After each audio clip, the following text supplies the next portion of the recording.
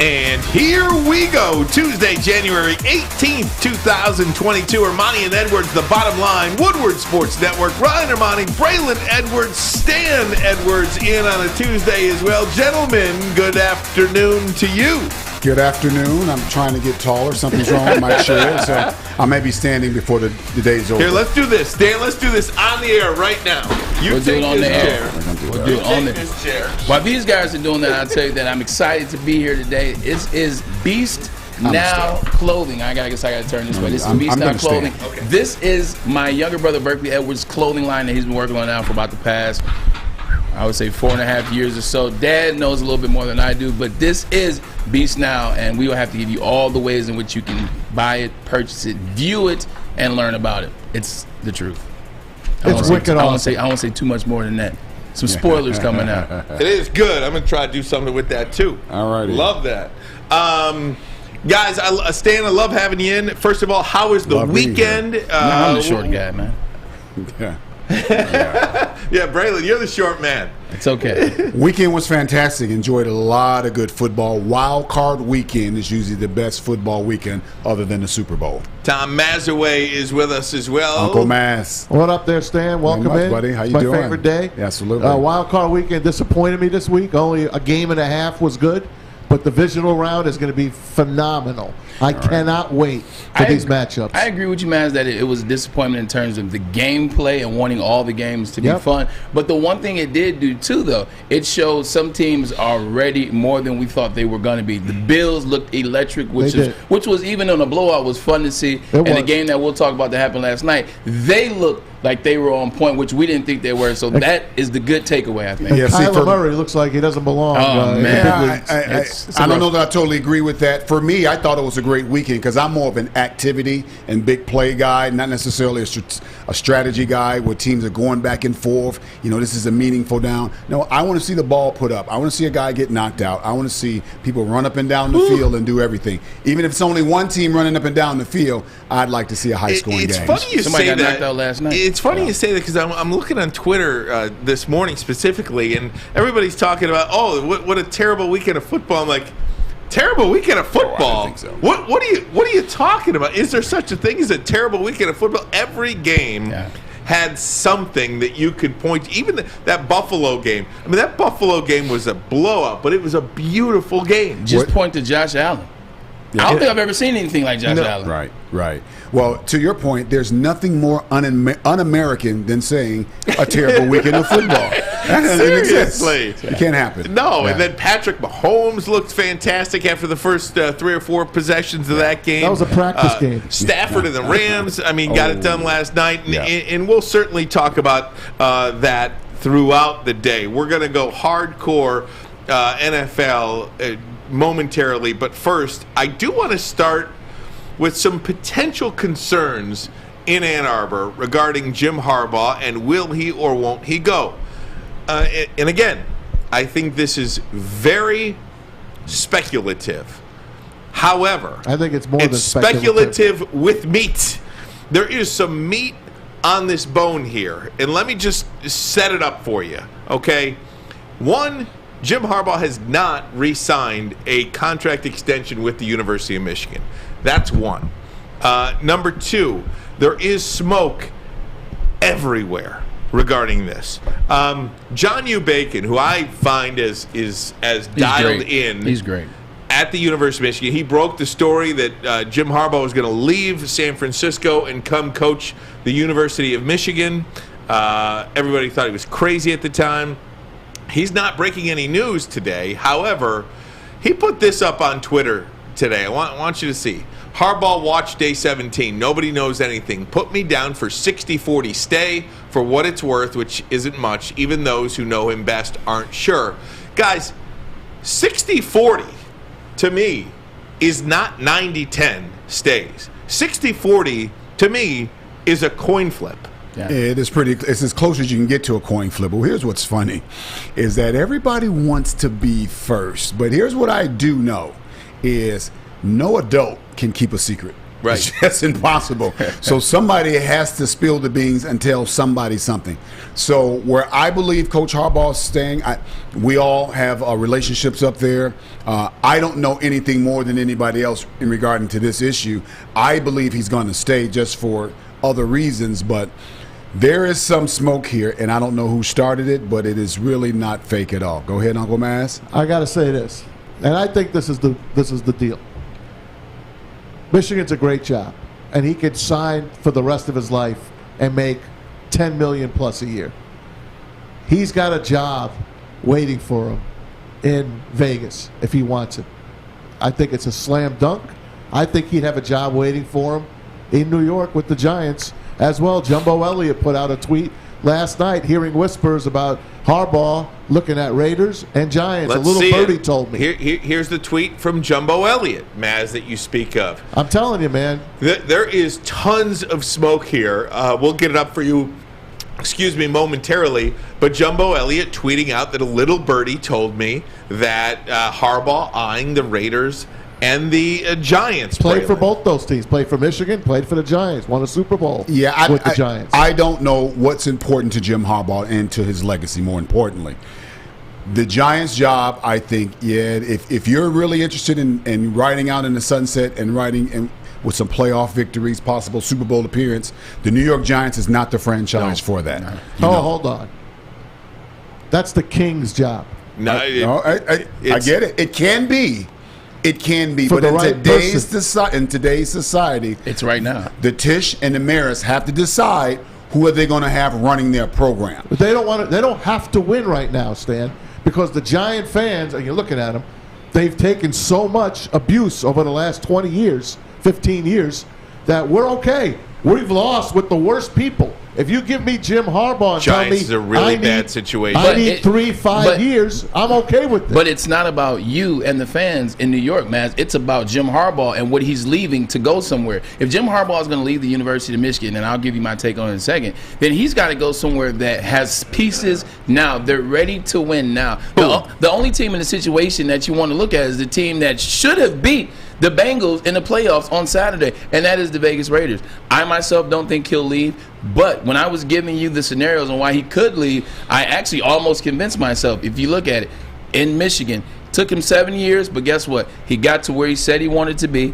He got to what he said he wanted to do. He wanted to beat Ohio State. He wanted to put a foundation in place for Michigan to be great within the Big Ten and the country. They beat Iowa handily in the Big Ten championship. They go to Georgia, or they go in the Orange Bowl. That's a different story.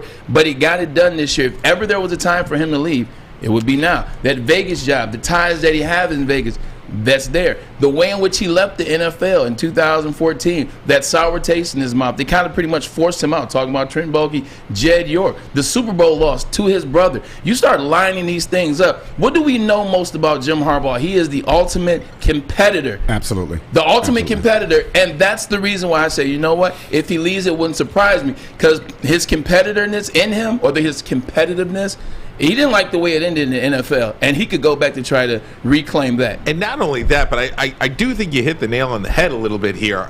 No offense to you, Maz, or any Giants fan out there, but Jim Harbaugh, if he leaves Michigan, it's going to go to win now.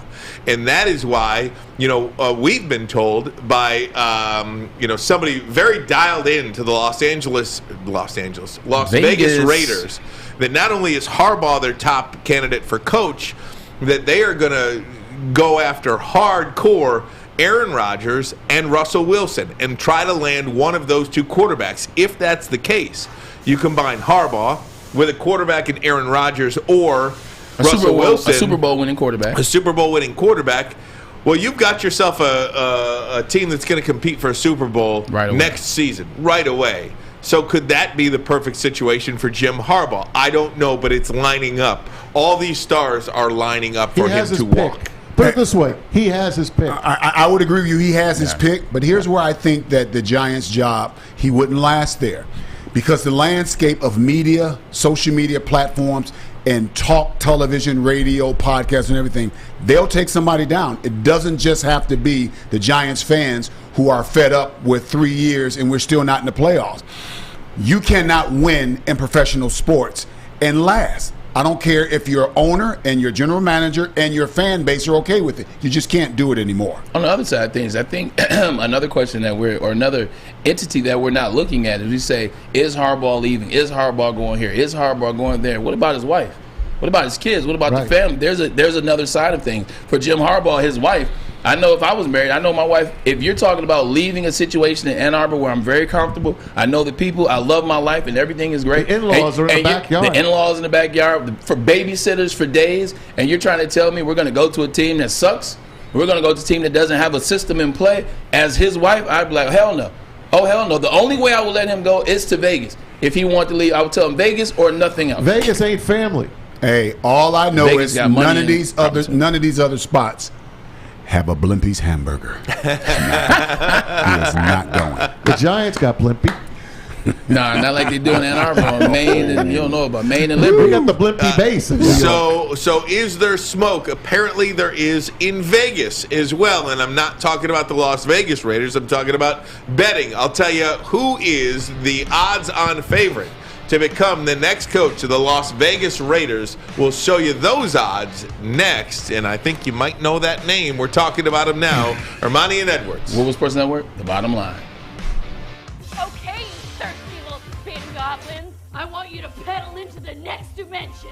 Spin it! Spin! Spin! Uh-oh! Carmen's falling behind. Let's give her the hiss of shame. Spin! Spin! Spin till you bleed! Don't ride the bike of shame. Come to Planet Fitness and find your own lane with tons of equipment, free fitness training, and no hissing. Join today for just $10 a month. What's the over-under? Should I tease? Who is the lock of the night? Make sure you're watching Woodward Bets to get the latest in sports betting and more. Woodward Bets daily on Woodward Sports. Hey gang, I want to tell you about Les Stanford Chevrolet Cadillac, located in Dearborn on Michigan Avenue. Hey, General Motors announced the all-new electric Chevrolet Silverado, and reservations are now open on Chevy.com. Les Stanford will have one of the largest allocations of that vehicle, so you're going to want to make sure you're in line at Les Stanford Chevrolet. For more, call them today, 313-565-6000, 313-565-6000, or hit them up online at LesStanford.com, LesStanford.com. Les Stanford Chevrolet, find new roads. Guys, talking about Jim Harbaugh and, what does Vegas know? We don't know what Vegas knows, but usually Vegas is pretty dialed in.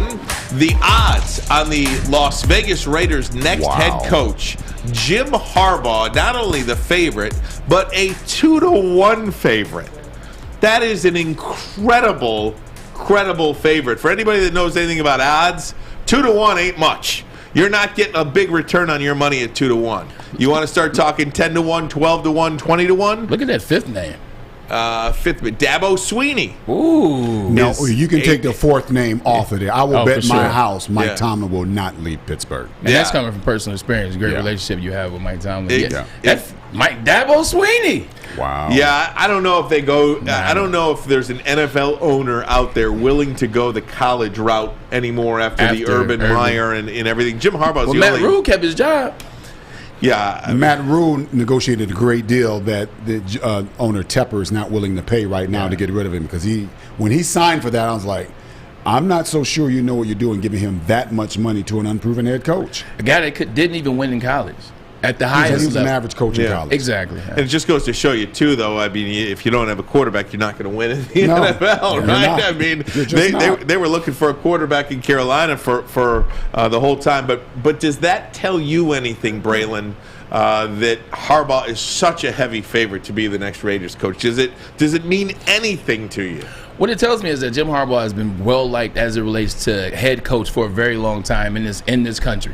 People liked him when he was in San Francisco. People liked what he was doing in Stanford. He really hit the buzz when he beat Pete Carroll, hit Pete Carroll's last 2 years at USC. That's when he jumped out here. Then he had success in Stanford. Then he had success. So people are enamored by his success. I had somebody tell me today, Jim Harbaugh is one of the top 5 coaches, period, right now. I don't know if I agree with that individual, but you can't not agree with he's won everywhere he's went to. And then last year, he became a winner at Michigan as well. Winning and winning are two different things, and he finally won on the second level, beating Ohio State and winning the Big Ten. So his name is a huge name right now, and you got a job which they need a coach. Like, they are a really good coach away from being an AFC championship team, being in that game. So it doesn't surprise me that his name is out there. It should be out there. The 2-1 odds, Vegas is tough. And Vegas is saying 2-1. Like, Vegas is doing their homework. That's the thing that's surprising. Not that he's at the top of that list, but those odds. 2-1, like you said, it's tough. It's pretty much a given. Right. It's a guarantee. You see 2-1 in Vegas. So that's the one thing that's kind of alarming as a Michigan fan, as a Michigan alum, one that wants to see him stay with what he's built so far. 2-1 is tough, man. That means they know something. They've talked to some people. Well, the odds are 2-1 for this reason, in my opinion, is that there are very few coaches in any sport that are winning coaches that you can lay your hands on in any sport. There are very few coaches that you can count on in the NBA that you know will take over franchise and get you to playoffs and win. There are very few coaches in the Major League Baseball, managers, and very few coaches and managers in Major League Hockey that you know that are going to win. So when you got one there, he is always going to be worth his weight in gold, and Jim Harbaugh is that. Hey, Al Davis was a great owner. I mean, the founder of the AFL, the Raiders, the whole 9 yards. Mark Davis, to me, it seems like he's a hands-off type of guy. Jim Harbaugh cut his teeth in the NFL in 2002, quarterbacks coach. And guess what happened in 2002? They went to the Super Bowl. Yeah. So he's got a little bit of love for that city. Well, it was Oakland at the time. Right. But he's got some love for that city. For the franchise. For the franchise. Al Davis, God rest his soul. Mark Davis, he's the man. It seems to me he's kind of a hands-off type of owner. So if you ever wanted to play for a guy, that's the guy. No, Maz, you just knocked it out of the park. Oof. Jim Harbaugh is who Jim Harbaugh is. Yeah. And he is not going to take a job where somebody wants to sit in with him week in and week out. What happened? Explain this. The owner and the owner and the general manager who are willing to say this is his team. He makes all the decisions. We're going to stay out of his way. Yeah. That's where he's going to go. They just fired Mayock. Exactly. They got to the playoffs. Yeah. It took 3 years. Yeah. He's had some whiffs on the draft choices. Yeah. And remember, we all love Mike Mayock's mock drafts and everything. Sure. He's had some whiffs, but he got him there. And now they can him. So it tells me they're making. Oh no, they're making room. There's the red carpet, Jim. Yes, that's pretty good, man. That's really good. So you've got that. You've got the odds in Vegas. You got the fact that Harbaugh hasn't signed an extension at Michigan yet. Haven't even heard of a rumored offer to him. Really, I mean, not for an offer not to be leaked out too is something that is intriguing to me. You've got the Jumbo Elliott out there. Little birdies telling him what they're telling him. You've got this situation in Vegas. Let me ask you. Braylon, Stan, why, Jim Harbaugh's on the recruiting trail. Right. We saw him get the courtesy car. Let's look at some circumstantial evidence on the other side now. He's out there on the recruiting trail. He gets the courtesy car last week from a local Chevy dealer.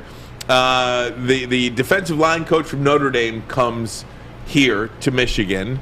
So is that indication that he's staying? I mean, does Jim Harbaugh know what he wants to do? No, Jim Harbaugh cannot give any indication that it's not business as usual being the head coach at the University of Michigan. And up until, and I think if anything changes, it will be after National Signing Day. Jim Harbaugh loves University of Michigan, and he's not going to leave them in a lurch. He's not going to do what Mark D'Antonio did to Michigan State. He's just not going to do that. And I think if he's thinking about leaving, through back channels, he's had his people talk to their people.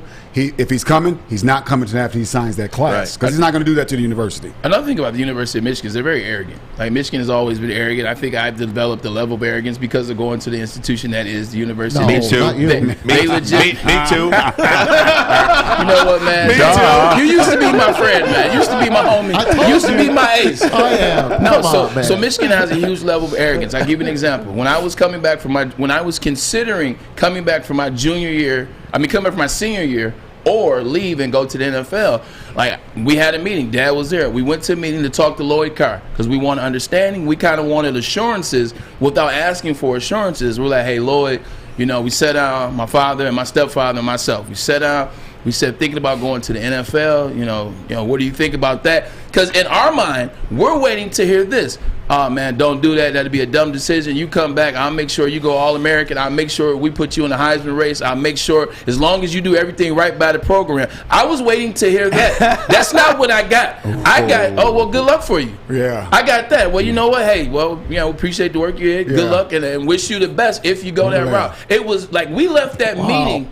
Like, on the other side, like, we left the meeting, like, minds blown. Oh, my God. Like, you know what? F that. You know what? Like, my immediately was like, I'm out. And then cooler heads prevailed. My mom, my dad, they whatever. But you get to where I'm going. Wow. I get back to Michigan, and Lloyd was everything that I wanted him. But once I came back, like, he didn't tell me in that meeting, but when I decided to come back, they gave me the keys to the gym. They gave me the keys to the city. It's the same similar situation with Michigan. They're not just going up and bend to Harbaugh, or because people are talking about him leaving or Vegas is out here. Michigan's like, do what you got to do. Now, once Michigan and Harbaugh makes a decision to come back, to continue what he started, then that's when they'll go to Harbaugh with a contract, and then it'll be a very nice contract, very lucrative contract. But Michigan don't bend because Twitter says 2-1 he might leave. Michigan is not that type of institution. No. I don't care what the odds are. His wife, I'll bet my life on this, does not want to leave Ann Arbor. They got all the money they want. They got all the comforts of home. They live in a great spot. They have everything there that they want.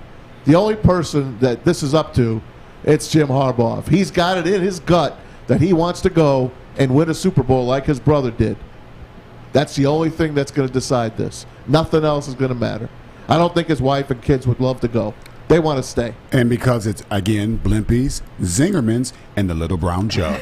Do you think he has made up his mind? Brown jug or brown bag? What's the name? Brown jug. Brown jug. You got it right. Do you think he has made Shout up out his to Perry. mind? I'm sorry. Yeah. Got the Braylon Edwards appetizer platter on there. Oh, yeah. We gotta appetizer get it. sample. I think he's having nightmares. Man. I do, too. I think he's got to torn. be. He's got to be. Because I do think there's a part of it. Look, he came to Michigan. He beat Ohio State, and he won a Big Ten championship. Who cares that it happened in year 7? Negative people can focus on the year 7 part.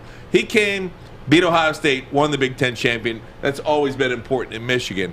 Now, and I think the life aspect, as you said, the wife, the backyard backing up to his parents, the whole family situation of it, I think that's really hard to leave. But there's this. What does Rocky Balboa say? There's some stuff in the basement. Yeah. There's some. I got some stuff in the basement down there. You know, there's some stuff down ask there. You to stop being a woman. Don't ask me to stop being a man. Right. What basement? Well, all I know is Jay-Z, Celine Dion, name A-list star don't mind flying in their G6 every now and then. So Harbaugh getting in that G5 or G6 going back between Ann Arbor and Las Vegas is not out of the question. And I keep going back to this too. Not only do college coaches, and you can make a whole hell of a lot of money to be a college coach, but you got to recruit these kids starting at 15, 16 years old, and not only do you sign them, then each and every year after that, because of NIL and because of the transfer portal, you have to re-recruit your own players year in, year out. Who wants to do it anymore? So let me. Go ahead. This is a story that. Oh, to that point. I would love this. Can you save this for 1 second? 30-second break. Okay. We're going to hear it next. This is a good one. Ermanni Edwards. Woodward Sports Network. Hang on. Everything that we've hoped for finally. He's going deep, right side. Oh, that is Edwards out there. He goes up in the air at the goal line. Hey, it's Braylon Edwards here, wanting to welcome the sports marketing agency to Woodward Sports Network, to the family. Glad to have you guys. For the last decade, the sports marketing agency has literally leveraged athletes around issues such as mental health and substance abuse. It's all happening now. Sports. This part of the show today, watch again on YouTube or download the podcast anywhere you listen to podcasts. Oh, my apologies that time already. Gypsy Vodka, I'm telling you, this stuff is amazing. Michigan's gluten-free vodka. And you know what we haven't talked about in a while? Look at the artistry in the bottle. Look at the craft work in that bottle. It's an amazing bottle. That's if you guys can see it. Amazing. This product is corn distilled 6 times using artesian spring water. Stuff is healthy and good at the same time. Well, as healthy as it can be as vodka. Stuff is amazing. I have had it, tried, and true. Put a little Cintron in there if you get my drift. Go to your local neighborhood liquor store as of now. Ask for Gypsy Vodka, and I'm telling you, they will have it. And if they don't, tell them Braylon sent you, and they'll go to their private stash. Gypsy Vodka. And if you're drinking, please remember, drink responsibly. All right, so that's right. I mean, we're looking good on that. Gypsy Vodka, good for the soul. Ryan Ermanni, Braylon Edwards, Tom Mazawey. We've got Stan Edwards in studio with us. We do that each and every Tuesday. Stan, before the break, I talked about recruiting. Not only recruiting the high school kids, but re-recruiting your own kids. Who wants to do it? You had a story before I cut you off. Yeah, there's 2 things that I think that really pushes Harbaugh to Los Angeles Raiders. We talked about that in mass. Vegas Raiders. But this is a story I heard. This is probably 2 to 3 weeks ago, and this is a story that was online. It was out. Harbaugh's out on a recruiting trail. I don't want to mention the player, his family, because they may get really agitated and angry at this story. And supposedly the dad, which I probably would have done too, asked Coach Harbaugh, "We're here that you're thinking about leaving. Is that true?" Coach Harbaugh turned to the parent and says, "I'm entertaining it," which is fair. And the parents say that's fair. He was honest. He was straightforward. And then the parent, Jim Harbaugh is a much better man than me. I tell you he is. Then the parent had Jim Harbaugh talk to the family's pastor. And the pastor asked Jim Harbaugh the same thing. Whoa, really? Because that suggests that you may have lied to me. Can't lie to God. But you're not going to lie to a man of cloth. And I don't know how that conversation went. The kid is still committed to Michigan. All I know is I would have been, you can go wherever school you want. Because now you're telling me I have to talk to another man. The pastor might be a liar. Wow. Yeah. I don't know this guy. Yeah. And you're trying to say, well, let me double check to make sure you're going to tell the truth because you won't lie to him. That in itself and alone, back to recruiting, I got to believe Harbaugh is like, no more of this stuff. Because he's a better man than me because I would have said, you know what? Find another school to go to. These parents are a different breed now. Oh my God. You thought they were bad in the past? And he doesn't want, and he and most other, if you have an option to not recruit and make $10 million or to recruit and make $10 million, it's pretty easy. It's pretty simple. And I think that the plus on the Michigan side would be he'll never get fired from Michigan. No. Yeah. You're never going to have to coach another team or move again. If you decide to coach Michigan. That's not the case. Before that amazing story, in which I probably would have told the pastor to kiss my you-know-what, but I'm just joking out here. My mom's Jesus, watching. take the wheel. Pretty much. No, the one thing I think, though, as it relates to Harbaugh and his players that currently play for him, the University of Michigan, he's never been as close to his players as he is now. And I know this is a little small, emotional, sensitive deal, whatever, but it's a real deal, too. In terms of, you say, I know he's having nightmares. Well, this is probably why. He's never been as close to his players. His players have never felt like they were that close to him. His players now feel like they can reach out and touch him. You see how often he's grabbing players to do the post-game interviews. He's putting them in there. He's talking about them. Guys are coming to his office. Players aren't leaving anymore as much as they were. We were the number one school where players were leaving and jumping into that portal. For over 5 years, we were the number one institution in the country. We had something like 39 players left before the start of this season, the past season. That's all-time high right now in college. Players aren't leaving. Players are talking to him. Players are preaching. I'm hearing players talk good about him. I've talked to players since he's been there in 7 years. Not all have had positive things to say. Nobody's had anything negative to say this season in the players that I've talked to. In fact, they've brought up Harbaugh before I had to ask about him. So that's probably why he's having those nightmares and tossing and turning, because those players love him now, and he knows that. When he had to go into Ward Manuel's office last year with his head between his tail. With his tail between his legs. However that works. Whatever head down, tail between the legs. And take that and say, from what I understand, he's like, you know what, just pay me as if I'm good, I get bonuses. If I'm not good, I'll just take the low pay that you're going to give me. From what I understand, he said, change my contract. So he's a prideful man. Yeah. for him to go and do that took a lot. Do you think? I want to ask Stan. Do you think that sticks in his craw that he had to do that? I think so. I think because he's a good football coach. And everybody can speculate and everybody can point arrows and take shots at what happened over the last 5 or so years. But it's really hard to explain exactly what did happen. It didn't go well. It was never the same thing. It was always, some people, it's just whatever it is, it didn't happen. The program's in a great place right now. And it's because of him and the decisions that he made. And I know it's going to be really hard for him to leave it right now. My gut after just talking for 30 minutes, my gut tells me he's leaving. I think he is. My gut tells me he's leaving. Who wouldn't want to go to the NFL? Well, that's a question. My gut tells me he's leaving, and everything that's happening now is just business as usual until all the pieces get put into place. I hope to God I'm wrong. I don't know if I am, but let's just roll with me for a second. Every good athletic director has a list in their back pocket that they pull out. 3 or 4 or 5 coaches on that list. Who in the world is going to take over at the University of Michigan if, in fact, Jim Harbaugh leaves in February, maybe after the signing day? I mean, who knows? Right. Well, for me, it's Mike Hart, Mike Hart, and Mike Hart.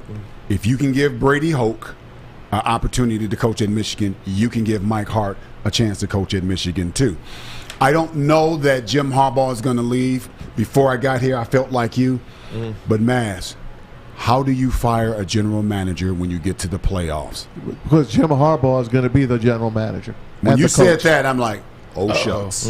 He launched into something. Yeah, Mike Hart, I mean, that's a perfect call, because before the season, I wouldn't have said Mike Hart, and here's why. Mike Hart's my little brother, slept on my couch. Like, he and I got up in the morning and worked out when we didn't have to, because I was a senior and I was trying to show him the ropes. And he took it and ran. He's all-time leading scorer. I mean, he's all-time leading rusher in Michigan history. Like, before the season, I didn't think he had enough experience in terms to be the head man, to deal with what the job is at Michigan. It's not like being the head coach at Eastern. It's not like being the head coach at Western or even Purdue. It's the head coach at Michigan. A lot comes with that, especially to be the first of something. You know? And Mike Hart is a 50-year-old and a 30-year-old body. 100%. So before he's old soul. So before that, that was my opinion before the season. Now you had a whole season to be there. The system that because Harbaugh put the pieces in play, but they accomplished together. That means Mike Hart. That means Klink. That means McDowell. The things that they put in place, I can see Mike taking over this Michigan team.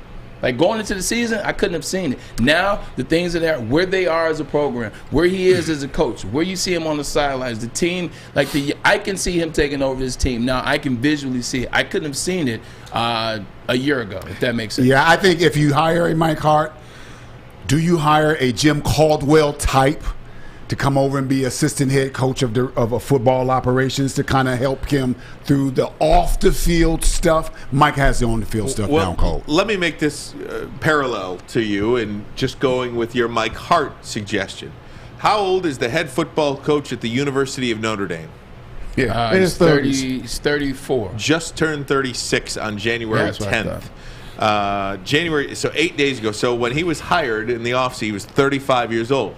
Mike Hart, 35 years old. How much head coaching experience does Marcus Freeman have before being announced as the head coach at Notre Dame? What about bringing in a Ron English? Zero. Yeah. What about bringing in a Ron English? What about bringing in Here's the thing. Here's an interesting question. How many head coaching games has Freeman coached over Mike Hart?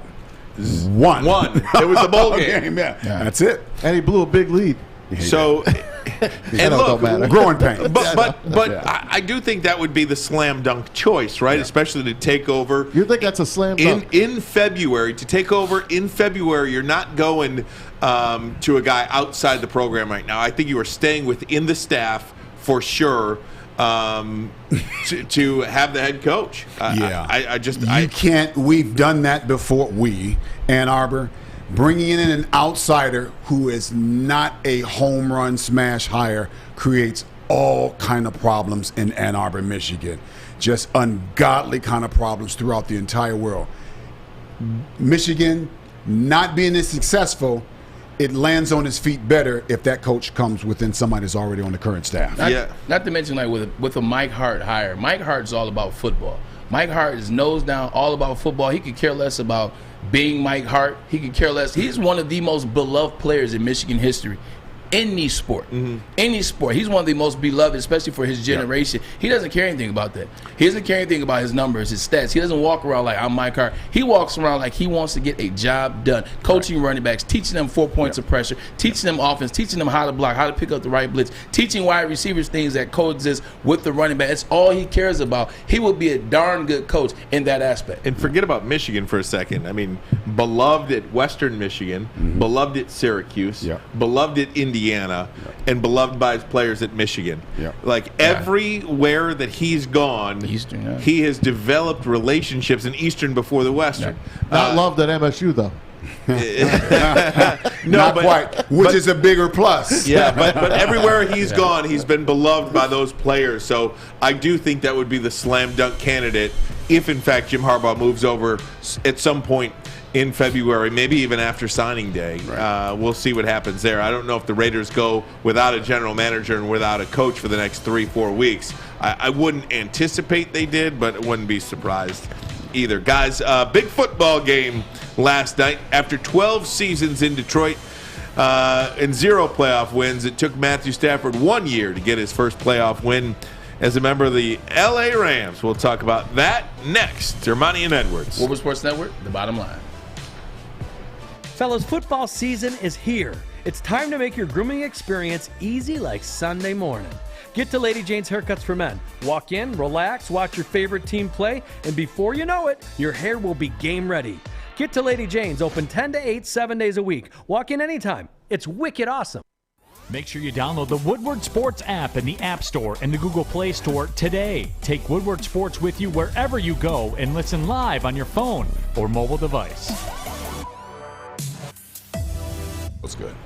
Hey gang, it's Maz from MyBookie.ag. It's our studio sponsor, and it's where I put my sports bets in. Yep, I had the Rams last night. I had the over though, so I kind of split. But I still made a couple of dollars on MyBookie.ag. Can't wait for this weekend though. Well, tonight you got the Pistons and the Warriors. That's right, it's in Golden State at Oakland. We'll see how that one goes. That's going to be a big line on that game. If you're a first-time gambler, this is the place for you. MyBookie.ag. Use the promo code Woodward. Double your first deposit all the way up to $1,000. That's it. Just put the word Woodward in your promo code, and your money doubles up to $1,000. So you got the game tonight, NBA and NHL. Bet those overs in the NHL. You see 5.5? Bet that over. And then how about the NFL? Great divisional round coming up. 4 more beautiful games coming up on Saturday and Sunday. Bet them all on MyBookie.ag. Use that promo code Woodward. Bet anything, anytime, anywhere with MyBookie. If you have a gambling problem, please call the Michigan Gambling Problem Hotline, 1-800-270-7117. Welcome back, Woodward Sports Network. Brian Ermanni, Braylon Edwards, Tom Mazawey, Stan Edwards in the house. Tuesdays with Stan here, January 18th. Thank you so much for watching us on YouTube, watching us on Twitch. However you consume your podcast, we certainly appreciate it. And, of course, 93.5 The Roar, 99.1, and, of course, 94.7 HD2 FM. We are on 6 to 8:30 on those airwaves. Now, Matthew Stafford last night got the win. Changing the narrative when it comes to Matthew Stafford can't win a playoff game? Oh, the narrative's changing big time. Matthew Stafford, I think some people in Detroit are starting to realize what we had here. I've always been a huge Matthew Stafford fan. Did Matthew Stafford drive all of us, including myself, crazy when he was here by throwing some like, what were you thinking about throwing that? And I think that happened because, number one, he did not have players around him consistently enough to win, and he thought it was upon him to win every game. So he threw a ton of passes, or way too many, that he shouldn't have thrown because he's in love with his arm. If he wasn't a married man, he would date his right arm. Hey, because so he still does it. Yeah, he still does it. He absolutely still does it. And he can get away with it because he's got a team around him right now. He can absolutely spin that ball with the best of them. And Braylon, he didn't have to be great last night, 202 yards passing, but he did everything he needed to do to win the football game. Yeah, and that's why I say, in terms of changing the narrative, I don't know if he changed the narrative more so than people finally understood what was going on. I think so much of it was he can't win a playoff game, as opposed to the things that we talk about how bad Detroit was for years. And then when it comes to Stafford, it's like, oh, well, he couldn't get it done. It's like, well, if you're going to say the Lions have sucked and management hasn't provided, then keep that same energy when you talk about Stafford. So I think now that you see, like Dad said, and to your point, he didn't have to do much yesterday, but what he did was understood. I got Von Miller, I have Aaron Donald, I have Jalen Ramsey, I have Odell Beckham, I have Cooper Kupp. Don't lose this game. Do what you can do. Do what the skills that will allow you to do, and just do what's right there. Take what's there. So he went in that game yesterday. He made some good passes. He was 14 of 17.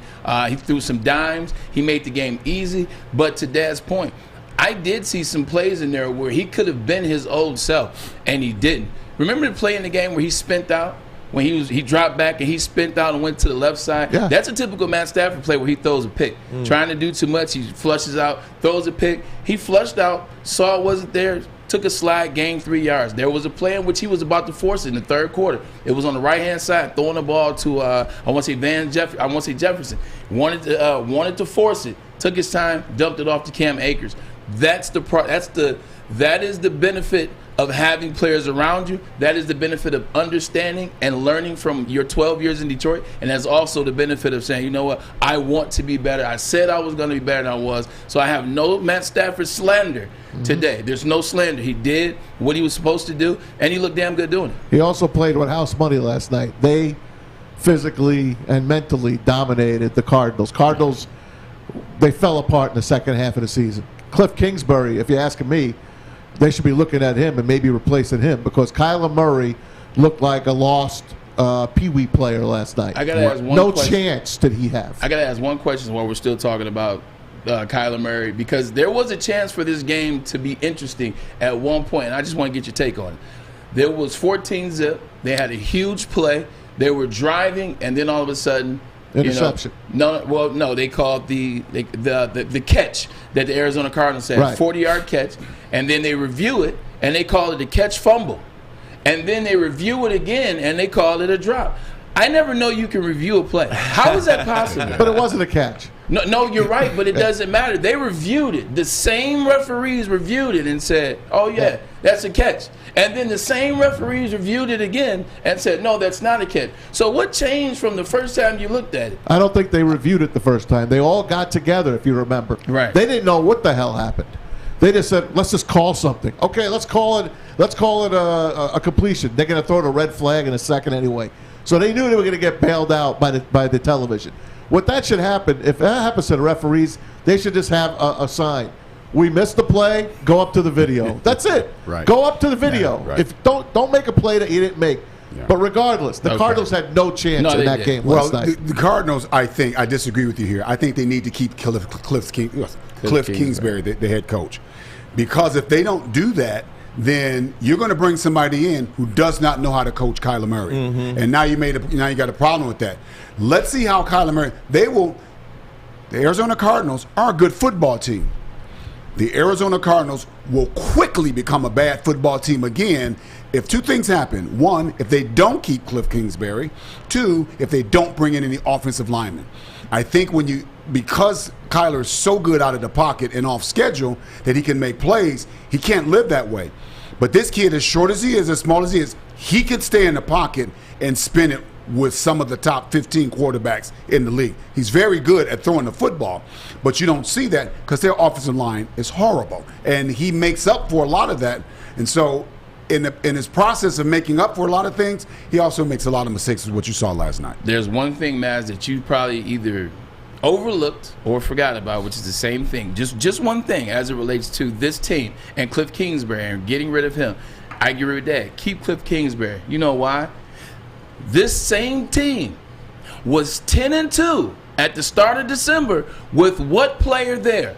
DeAndre Hopkins. Who's considered the best wide receiver in football. Now, in the last 2 years, I think he's dropped down to 3 or 4. He's dropped more. But he's still in the conversation. When he got hurt is when everything started. That's when now they could key in on A.J. Green. Now they had Christian Kirk. Well, Christian Kirk had Exactly, and those are filler players. You got the best wide receiver in football, a bunch of filler players in that are really dynamic, and then you got a wide receiver that used to be considered the best wide receiver in football with this dynamic quarterback. You take out DeAndre Hopkins, everything started to fall apart then. So that's why I said I wouldn't get rid of Kliff Kingsbury until DeAndre Hopkins comes back, and next year you have a fall-apart season. 2 years in a row that they've fallen apart in the second half of the season. No lineman and a rookie, Kyler Murray, was learning on the fly. But that takes me back to my friend called Matthew Stafford. He lost his number one wide receiver in Robert Wood. Yeah. And number one, Kliff, but Cooper Kupp has been one of the top 5 receivers in the league, and he's now having an opportunity to show it. Braylon, you said you heard Matthew Stafford say that Cooper Kupp was the best wide receiver he ever played with? So yesterday in the pregame, ESPN pregame, he was getting interviewed by one of my favorite quarterbacks of all time, the lefty, Steve Young. I love Steve Young. I always have. Dad knows that. I was a 49ers fan growing up. I love Steve Young. He ran. He slung it left-handed. I love Steve Young. I was a Jerry Rice fan.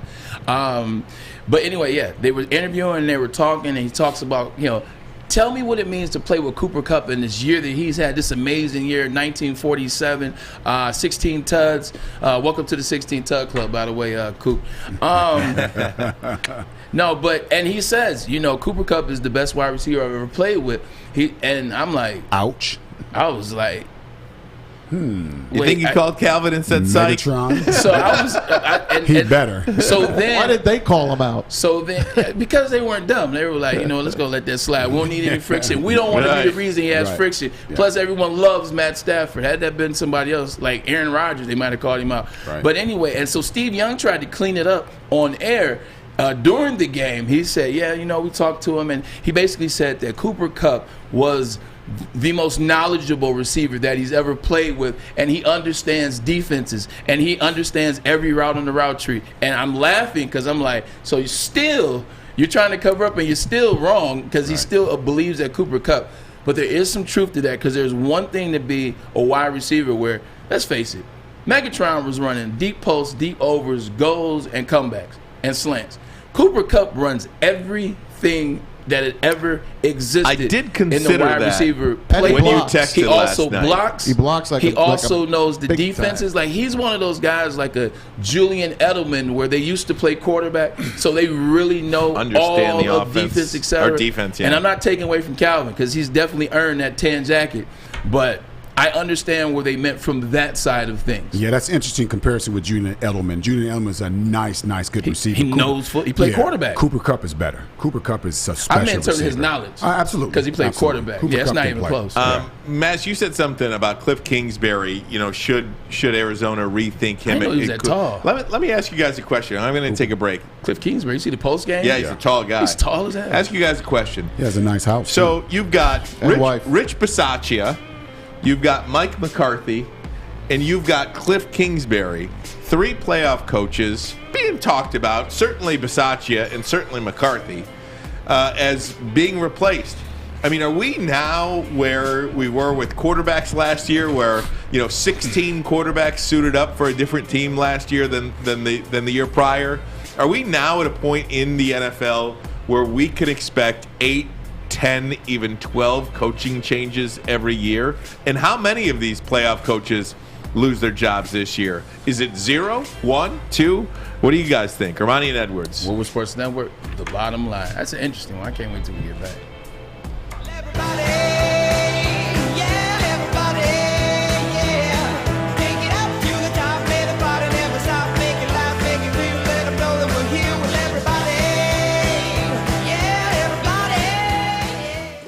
Braylon catches TDs. On the slant, there goes Braylon Edwards. Edwards on a foot race, and no one's going to get near him. 80 yards for the touchdown. Ryan catches Pokemon. We all have our strengths. The bottom line on Woodward Sports. Planet Fitness is home of the judgment-free zone, where you can work out and in a non-intimidating, judgment-free atmosphere. Dad, isn't it cool when you just go to the gym and do what you want to do and not have to worry about impressing anybody? Absolutely. Oh, man, it's the best feeling. And that's what Planet Fitness provides. Membership is just $10 a month, or the Black Card, which is $22.99. What is the Black Card, you ask? I got you covered. Black Card members enjoy use of amenities such as unlimited tanning, hydro massage chairs, and total body enhancement, along with access to over 2,000 locations worldwide and unlimited guest privileges. Worldwide, that means out of the United States of America, just in case you were wondering. Join today in club or online at www.planetfitness.com. Right now, $0 down and $10 a month. Great stuff there. I don't work out, but if I did, it would be a Planet Fitness. We gotta get our membership together, man. It's probably free for us, man. Let's do it. Oh man, that's so funny. I can crack myself up. Getting out of bed at 3 in the morning is a workout. I'm telling you, that's man. a workout. You don't have any time for it. Struggling. Guys, I want to ask you: is coaching kind of like quarterbacks now? To where you've got 7-8 positions open this year. Could you have upwards of 10? How many teams in the playoffs are going to replace their head coach? Braylon, I'll come to you first. 0, 1, 2, 3. How many teams in the playoffs are changing their head coach? Sheesh, I gotta look at the list. But I guess I can start off memory. You start with Kliff Kingsbury, since his name just came up. I don't think Kliff Kingsbury will be replaced. I think he's earned another year. They were 10-2 at one point. He's learned Kyler Murray. Kyler Murray has learned him. He trusts Kliff Kingsbury. They have to get some offensive linemen in there. DeAndre Hopkins will get back. So I think you kind of throw out the first year with Kyler Murray. So that's one. Let me make it a little easier. It comes down to 2, really. Bisaccia in Oakland and Mike McCarthy in Dallas. Right. So yesterday I said Mike McCarthy should be out of there and they need to bring somebody else in. I thought about that because I don't like Mike McCarthy as it relates to a game manager. I just don't like him as a coach. I understand his expertise. I understand what he's done, but I also understand he's cost some games. I looked at his record in Green Bay, why they got rid of him. Insert Matt LaFleur's, and they've been 13-3 last 4 years in a row. So there are some things there. You look at the game Sunday. It was awful mismanagement. It was awful to allow that play to be called. But with that being said, you hit on something yesterday, Ryan, as well as Maz. Mike McCarthy is a guy that understands the $4 million that he's being paid. He understands that Jerry is the man and runs that franchise. He's accepted that. If you look at his first year, you almost got to throw it out. Dak Prescott gets hurt after game 4. Andy Dalton comes in and plays horrible, which is why I can't understand for the life of me Matt Nagy will let him start in Chicago and not build anything around Justin Fields. He had a sample size and really kind of had to throw it out. Insert Micah Parsons, insert a healthy Dak, insert Dan Quinn, insert all of these variables now, like where the team is good, the team is rolling. All you need is Jerry Jones to sit him down and tell him what he can and cannot do moving forward into this season. I think you give Mike McCarthy another shot. Rich Bisaccia, I think, deserves another shot, but I don't think will be given one. I think he will be the only coach that gets fired. Well, I think because of the way we're talking about playoff coaches who might be getting fired, which is the same reason why I think Jim Harbaugh would not be successful in New York, because it'll take way too long. I think only Oakland Bisaccia is the only coach that will probably get fired. Mike McCarthy. I think he'll be safe for a couple of reasons. Yeah. One, he has really good coordinators. Yep. That's number 2, actually. Number 1, Kellen's got to get together. I don't think Jerry Jones wants to hire a really good coach that can get him to the playoff, because Jerry Jones does not like showing the world that he made a mistake in 1 year. So I think he's going to ride Mike McCarthy and let him see if he can get it figured out so they can get deeper into the playoffs, into the Super Bowl, which is why he was hired. Mike McCarthy is the guy who, from all words, intents and purposes, he thinks he's the smartest guy in the room. Right. Clearly. He always is trying to prove to you how smart he is, and it tends to always backfire. Insert the punt here. Absolutely. He's a good football coach. Yes. He is a good head pro football coach. But I think he kind of gets in his own ways to become an elite coach with the teams that he's had and get him to the Super Bowl and win. So I think he hangs around because Jerry Jones don't want to make that mistake again. There's not really another good coach on the horizon that can take this team to the playoffs right away, so I think he's going to run. Stan, you talk about Mike McCarthy being the smartest guy in the room.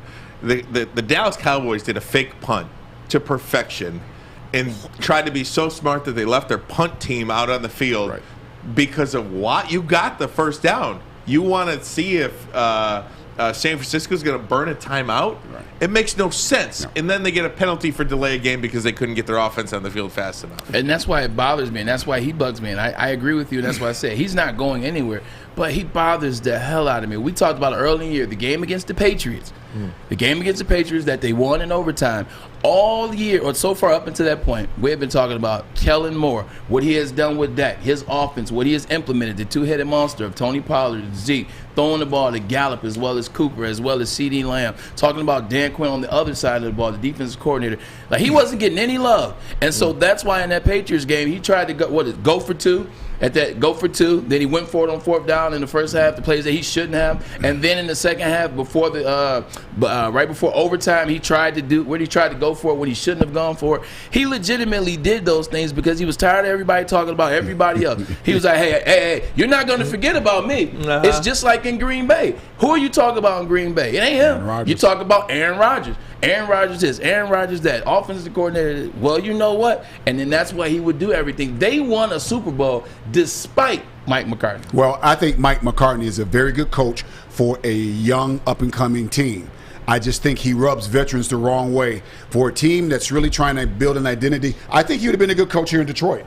He wasn't going to come here. Don't get me wrong. I like Dan Campbell. I want Dan Campbell to stay. But for a young, up-and-coming team, Mike McCarthy might be a good coach. But for a veteran team, guys look at him and start whispering up and down like this guy really is getting on their nerves. When you're an older player, you start to not only understand the game, you start to see the politics, you start to see the arrogant ways of men, you start to see a little BS that they do, that self-sabotage the team. When you get older, you see that. As a veteran, you're like, oh, here you come with this BS. Watch he cost us this game. When you're young, you don't see that. See, I told you. Exactly. Hey, your coordinators you were talking about, Dan Quinn. Dan Quinn. He's got 4 job interviews already. Wow. Yeah. And Kellen Moore. Yep. I don't think he's ready yet. The offensive coordinator, everyone's putting him as he's the guy, the guy. But do you think Jerry Jones is going to let Dan Quinn walk when Micah Parsons goes out there on Sunday and says, I hope Coach Quinn hears me. Don't leave us, Coach. We love you. We want you to be here. The Dallas defense got them to where they were. George Halas didn't. Yeah, not for sure. Kellen Moore, I think, is a fine coordinator. I think he should get an opportunity to be a head coach. There's something about him when you think about in front of the microphone that I wonder can Kellen Moore handle that part of it well. But as far as being up and down the sideline on Sunday, I think Kellen Moore is actually ready. But has he shaven yet? I don't know if he started shaving. He looks younger than what he is. But yeah. You know, he called a terrible game. Yeah, he called a terrible game. I think he really hurt himself, Kellen Moore. And then you look at guys like Eric Bieniemy. I mean, I'd like to see him get a head coaching job. But Braylon, you think that he's going to replace Andy Reid? I believe, at some point. Yeah, at some point. Getting back to Kellen just for 2 seconds. Kellen Moore didn't call his best game, but when you got a $75 million quarterback, like he's got to go out there and make some plays. Yeah, you're right. He's got to go out there and make some throws. Right, Kellen could have called a better game, but you $75 million in, you can't miss 20 throws, and there were some bad throws and there were some bad plays, but Kellen can't call a better game. Dan, I think Eric Bieniemy is going to be the next coach of the Chiefs, and I'll tell you why. Every year, people are lobbying for him harder than he's lobbying for himself. Like, everybody wants him to go to these interviews. Why aren't they offering him, or why aren't they doing this? No one is thinking that this could be a reason. Andy Reid, that's his boy. Andy Reid told him, let's say 2 years ago, hey, look, I'm 5 years and I'm out. Or 3 years ago, I'm doing 5 years, I'm out, you're taking over. Like, just stay with me, trust me, you're taking over. 5 years, I'm gone. Because literally, if someone tells me that, and I believe them and I trust them, I'm turning interviews down. I'm saying, hey, I might interview once or twice just for an interview, but if you interview and get hired, you got to turn the job down. Now people are asking you, why did you turn the job down? Why did Eric Bieniemy turn down the Vegas job? Why did he turn down set job here? As opposed to, you know what, I know I have a job, I know I'm good, I'm going to take over this team that we're building. I'll just sit, relax, and wait. Same as Josh McDaniel, I think, in New England. I mean, he had his opportunities, but I think he's hanging out for Bill Belichick to call it a career. I think that's going to be the next head coach of the Patriots. I don't think he's great, but that's who it is. I think Josh McDaniels is a good coach, but going back to Eric Bieniemy, Not only do you want to be the head coach of the Kansas City Chiefs, you want to be the head coach to one of the best arms that ever walked the planet. So that makes your job so much more. You already got the relationship with him. He already knows what he likes. He knows what you like. You guys like each other. So that's just kind of a slam dunk, assuming Andy Reid is holding that job down until Andy Reid is ready to give it up to him. But other than that, I'm not so sure. It's kind of the best of both worlds. If the Kansas City Chiefs job doesn't become available for Eric Bieniemy, I don't think he's going to get hired anyplace else. And I'm not sure why. I've heard some whispers about his past, but I'm not sure why. I don't know about the interviewing part and all that, because I got to believe Dan Campbell interviewed similar to the way he interviews now, and which is totally okay. Because I would have hired Dan Campbell, but some people put too much into how folks interview and not interview. But some of these owners are not that bright either. So. Dan Campbell is all about football. Yeah. I mean, you see that guy. That's a guy you want on your team, running your team. Yep. I'll go first since I have a spur-of-the-moment question. I'll give you guys a second to think about it. As Stan, I know you got to get out of here. But here's my spur-of-the-moment question that we're going to leave you guys with. Who is the first coach off the board? Who's going to be the first coach hired, and to what team? I'll go first. I'm going to say Jim Caldwell to the Chicago Bears. I say Jim Caldwell to the Miami Dolphins. Flores to the Texans. Ooh. Oh, wow. Flores Jim to the Harbaugh to the Raiders. The first one off the board. Wow. Flores to the Texans. There you I go. want to ask Dad about some playoff stuff, but I guess we have. And general manager. Stan, you got anything burning before you go? The Lions? I hope not. You got to give. Hopefully not, too. Lions got to give Dan Campbell 2 more years. You got to give him 2 more years. Brad Holmes, help him out. There you go. A question before you go, Dad. Aaron Rodgers faces off against Jimmy Garoppolo. Last time they played each other in the playoffs, I watched the next game with you, the Super Bowl. Right. We were at the hospital, watched Super Bowl, whatever. Aaron Rodgers has never beat San Francisco 49ers in the playoffs, whether it was at Lambeau, whether it was at Candlestick, whether it was at Levi Stadium. Is Aaron Rodgers going to beat Jimmy Garoppolo this week coming up? They're playing in Green Bay, correct? Yep, playing in Green Bay. Yeah, I don't know that Jimmy Garoppolo's played in New England, so he's played in cold weather before, but I don't think he's going to beat Aaron Rodgers this weekend. Okay. The great Stan Edwards, we certainly appreciate the conversation. Can't believe an hour is up already, Stan, but man, we love having you. We love the perspective, and we thank you so much. All righty. All right, always a pleasure. We'll see you next week, Stan and Braylon. We will be right back talking a little NFL football. Also, Mel Kiper talked about the Lions, what they are going to do with their second pick overall in the first round and with their second first-round pick from the Rams, what they will do. You will hear what Kiper has to say right out of the break. We'll do it next. Ermanni and Edwards. Woodward Sports Network, the bottom line. 6 dark corners, a driveway and a patio, 5 windows that could become doors. Every house has unique security challenges. Guardian Alarm has more tech, more team, and more ways to help keep them all safe. Get a professionally designed and installed security and smart home system from Guardian Alarm. Sign up today and get a free video device. Guardian Alarm. Smart right from the start. Call 1-800-STAY-OUT. Your Detroit alternative to the normal sports blah, blah, blah. It's Woodward Sports. How would you assess Thibodeau's fit with their scheme, or is he one of those players that it doesn't matter what the scheme is? He's that good, he should fit in anywhere. Yeah, pass rushers like Thibodeau. When you get an opportunity to get a Hutchinson, Thibodeau, you take it. That's what it's all about now, is getting after the quarterback and also covering on the back end. So that cornerback, those safeties as well that can cover, critical as well. I think when you look at Kayvon Thibodeau with the Detroit Lions, now we don't know how much longer Aaron Rodgers is going to be in this division. He's going to be there, obviously, finishing out this season. Next year, we'll see. They're in the playoffs. They hope to get to a Super Bowl. That was my pick back in August to win the Super Bowl. We'll see if Aaron can get the Super Bowl #2 and win it like he did when he got there earlier. But I think you look at the pass rushers like Thibodeau, like I said, getting the drawing comparisons to Garrett, I think that's a stretch right now. He's not going to end up with as high a grade as Myles Garrett had. Jadeveon Clowney went number 1 overall, but Thibodeau will be right behind Hutchinson. And certainly for the Lions, he's what they need. He's what everybody has to have. So when you get that opportunity, you take it. And keep in mind, they pick in the late first round as well, and a pick from the Rams. Could they look at a quarterback at that point? Are you sold on Jared Goff being the guy moving forward? If you want to bring in a young quarterback, the opportunity, I think, Field will present itself late in round 1 on that second first-round pick to get maybe Sam Howell, quarterback from North Carolina, to get maybe a Matt Corral, quarterback Ole Miss. I think somebody at that point, and Howell, I think, could be the guy. If he's there, of course, he lost his 2 top running backs going into this year, lost his 2 top receivers, yet he was out there battling. And this is a kid that I thought, I think deserves to be in the first-round discussion. Certainly not in the top 10, but when you get into that 20 to 32 range and where the Lions are picking, that would be a choice that I think would have to be looked at that as maybe the quarterback, to get the guy who can elevate that position and give you a guy that maybe. So that's Mel Kiper earlier today talking about, what the Lions should do with that number 2 pick and with their second pick. He believes that the Lions will take Kayvon Thibodeau, number 2 overall, and then come back and grab Sam Howell or Matt Corral, quarterback, with that second pick. He believes that once you have an opportunity to get Thibodeau or Hutchinson, you cannot miss. You cannot pass it up.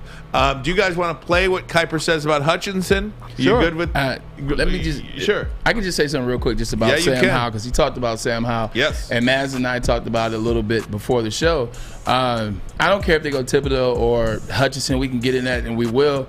But as it relates to describing the description of Sam Howell, if I'm taking a quarterback in the first round, right? That means I need a quarterback. I'm picking somebody that I want to be the starting quarterback by his second season or halfway through his first. Somewhere, you know what I'm saying, in the near future, I want this guy to be the quarterback. This isn't a description of a quarterback that I will accept, that I'm supposed to take. The guy lost his 2 receivers the year before. He lost his 2 running backs the year before. The guy is gritty. He's a big guy. He's very physical. He doesn't go down. It sounds like you're describing a running back. Sounds like you're describing a tight end. Sounds like you're describing, that's not the description of a player at quarterback that I'm trying to draft in the first round. It's not what I'm going with. Let me just say this about Sam Howell, and I've watched him play this year, not so much last year. So I've seen him play this year. He's a talented guy. Sam Howell, when you describe Sam Howell to me, 6'1", 220, you know who also is 6'1", 210? Running back. Baker Mayfield. You're describing. Is Baker 6'1"? You're describing Baker Mayfield to me, and I don't want Baker Mayfield anywhere near my NFL football franchise. I don't want that. Not to mention, at least Baker won the Heisman. Because what I'm going to say is this. There's one intangible that a quarterback in the first round, or quarterback you draft, he just has to have. If you're a smart individual, a smart GM, a smart president, smart head coach, he has to have those too, man. But he's got to be a winner. He has to have won. When you draft a quarterback that's won, that is part of the biggest problem at quarterback. You got a guy that can win. Russell Wilson has a Super Bowl win. What does Russell Wilson also have? Oh, by the way, he beat Ohio State and won the Big Ten championship.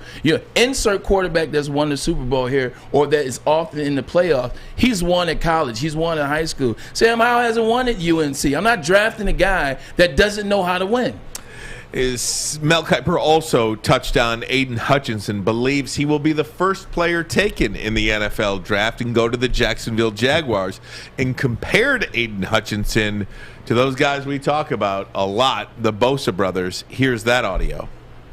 If you were the Jacksonville Jaguars, knowing what you know right now, before free agency, before they've made a head coaching hire, and all the variables that will be determined at some point, who do you have your eyes on for them with the first overall pick in the draft?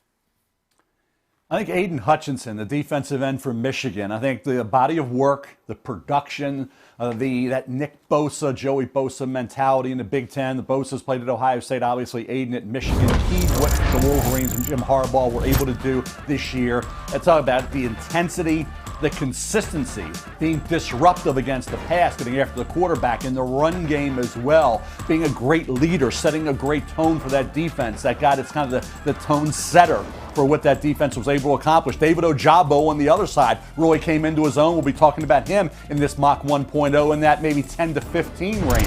But I think when you look at Aiden Hutchinson, he gives you that, hey, I'm coming to work. I'm that guy that's going to show up every day, every game, and give you a similar performance level. People will talk about the Georgia game. Stetson Bennett got the ball out quick. They knew what they had to do in that game. They couldn't let Ojabo and Hutchinson wreck that game, and they were able to game plan to make sure they didn't. Okay, just like Bill Belichick game plan to make sure Myles Garrett didn't wreck that Browns-Patriot game. So I think when you look at Aiden Hutchinson, I give him the slight edge there over Kayvon Thibodeau, defensive end from Oregon, who I would put in that second spot overall right now to the Detroit Lions. So the number 1 pick, defensive end Hutchinson, number 2 pick, defensive end Kayvon Thibodeau. You know, Mel, if we want to talk about just his dominance this year, especially the second half of the season when it really mattered, then definitely I agree with that. I agree with the things that he was able to do against Ohio State, the things that he did against Penn State, Michigan State, Iowa, like all of that in which he did. I agree with Mel Kiper in terms of the dominance, the level at which he played. If you want to make him number 1 because of that, then go ahead. Don't compare him to the Bosa's. And don't compare him to the Bosa. The only thing they have in common is they played in the Big Ten. All 3 of them are white. They're about the same damn size, and they play the same position. Don't compare him to the Bosa's, and this is why. When they came in as freshmen, they were electric. You felt it already. He grew into being Aiden Hutchinson, okay? He grew into it. Here's another thing. When they played in big games and big moments, talking about the Bosa's, in terms of that speed level where it transitioned, an SEC game or an ACC game, where they're playing against those talented guys, the Clemsons, when Deshaun Watson and that great offensive line was there, or playing against Alabama, playing against those, they still balled out. Like when Aiden had a chance to go against Georgia, like this is your chance, because let me give you a piece of advice. Every team in the NFL is going to be like Georgia. For the most part, every team is going to be like Georgia. They're professionals. They have the offensive line from Georgia, the offensive line from Auburn, an insert team here. So if that's what you're going to show against those guys, like he disappeared fully against Georgia. He completely disappeared. You didn't see that out of those other guys. So there's where I have pause for concern, is the disappearance when you play a team like Georgia. Because newsflash, 6'6", 269, you're going to have to be able to move sideways and vertical going into the NFL. And if you can't get it done against a team like Georgia, that's pause for concern. And that's why I can see somebody hesitate on taking him number 1 overall. Yeah, I mean, look, you take the best player on the board available to you. Right. I mean, whether that's Evan Neal, Aiden Hutchinson. I mean, is this the year to have the number 1 pick? I think we all agree no. But if you need an edge rusher, and you have to decide, if you can't trade out of the pick, and if you're not going to go to the offensive line, there's no quarterback to take. You don't need a quarterback if you're Jacksonville. You just have to decide Hutchinson or Thibodeau. And I don't know that. I would go Hutchinson just because I see Hutchinson. And I don't. I mean, it's like it's even dumb. It's called a crapshoot. It's a crapshoot. You know, I mean. Hey, you asked the question coming in. Who are they going to take at 1? Who are they going to take with their second pick? He likes Matt Corral or Matt Corral, whatever how do you pronounce his last name? Yeah. We all said it. If you're going to grab your quarterback, and I think you should, you better get it now on your late pick in the second round. You know why? There's a ton of wide receivers that are going to be available on that second round when you're picking second. You'll get your wide receiver in the second round. I'm going to take best defensive player. And I'm going to take my quarterback. That's what I'm doing as the Lions, because you're not going to pick in the top 10 again going forward. Fingers crossed. Hold that thought. 30 seconds. I agree with Maz. I'm just so leery. I mean, we can 30 seconds. You got to take a chance here, bro. Ermanni and Edwards. Woodward Sports Network, the bottom line. Yeah, you're right. You're right. Hi, I'm Kay Cunningham. I'm proud to partner with Hall Financial, the mortgage company known for 5-star service. Don't just take my word for it. Check out their 5,000 5-star reviews for yourself. Go to callhallfirst.com and get started with your 5-star experience today. You want commercials? The other guys have those. You want great sports takes? Touchdown! What a play! Woodward Sports has those. Detroit's new sports outlet, the Woodward Sports Network.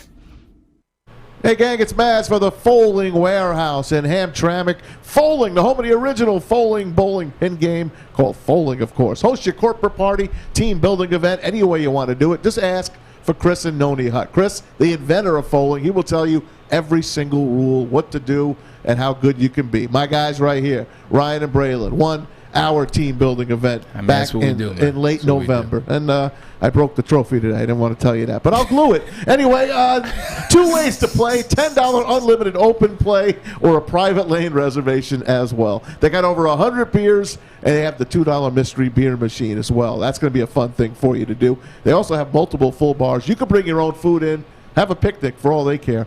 Or you can have it delivered. That's it. It's your way at the Folding Warehouse. Come get your fold on. Check them out at foldingwarehouse.com.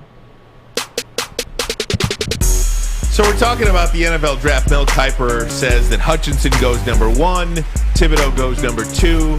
The chances that you have these two draft edge rushers available to you, you just cannot pass on. I don't want them. And that Sam Howell, Matt Corral should be the Lions' second pick overall. I think this is a quantity over quality draft. Yeah. And by that, you have so many really good players in this draft. I don't think you have anybody that's going to be your captain for the next 12 years or be some crazy good Hall of Famer that's a slam dunk surefire Hall of Famer. So what do you do then? So what do you do? Here's a question for you, and I'm trying to get into this NFL trade value chart. I love the trade value chart. The trade value chart. Love it. I'm asking you, the Philadelphia Eagles. Yes. Have 15, 16, and 19 in the first round. 3 first-round picks, 15, 16, and 19. They could use an edge rusher. If you are Philadelphia, if you are the Lions, would it make sense to trade, Philadelphia trade 15 and 16 or 15 and 19 to get up to number 2 and the Lions move back? Oh, would you do that? Would you do that if you're Philadelphia? And would you do that if you're Detroit? Hell yeah. Hell to the yeah if I'm the Lions. If they're going to offer me those picks, I am taking them, and I'm going to take my guys. I'm going to go to Alabama. I'm going to go to Georgia. I'm going to take those guys we've been talking about the whole time, the Kobe Dean, and who's your big pass rusher on Jordan Davis. On Jordan Davis. Those guys will be there, and, of course, I want my quarterback with my last number 1 pick. I'm telling you, wide receiver, don't take one. There's no Jamar Chase, no, I don't think, in this draft. So wait to the second round. You're picking 34th. You'll have a terrific wide receiver available then. Get your quarterback before you get your wide receiver. Yeah, I think that's I think, Maz, and you guys are on to something. I agree with Maz said. I agree with your ask, and I agree with your acceptance of the ask. If I'm Philly, and you're like, hey, I want an edge rusher. I don't believe in what we can do on defense anymore, or we got to add to it. You know what? 15, 16, let's trade. I gladly give them the 2 pick for 15, 16. And now you're sitting there, you're like, all right, boom, now 15, 16, it's more relaxing. Now you got 15, 16, and probably 28 or something like that. It's a comfortable position to be in because now you can say, hey, you know what? Where's Nakobe Dean? Where's one of those wide receivers at? Where's one of those wide receivers? Mm-hmm. Where's the Jordan Davis at? Now the quarterback comes into play. Did Kenny Pickett slip further down if you like him? Matt Corral, are you excited with what you saw out of him at the Senior Bowl because he's probably going to play? So you got more options, you have more comfortability, and you're making relaxed picks. Nobody does well under duress, and that's why they make it illegal to sign anything under duress. It gets thrown out in the courtroom because it's tough to make a decision, pressured. So if you could do something like that, and once again, it's an if, it's definitely something you want, not even entertain. I close my eyes and throw you the second pick. I didn't want it anyway.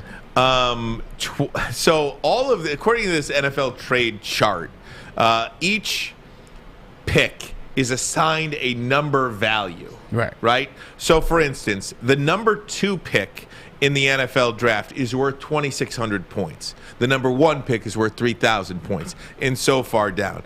The number 10 pick in the draft is worth 1,300 points. So the Lions' 2 first-round picks, here, I'll even do this. What about this? The Lions' 2 first-round picks, number 2, and right now it would be 28. Number 2 pick would be 2,600 points. Number 28 pick would be 660 points. So you're looking at the Lions' total draft value in the first round being 3,600 points. Meanwhile, Philadelphia picks 15, 16, and 19.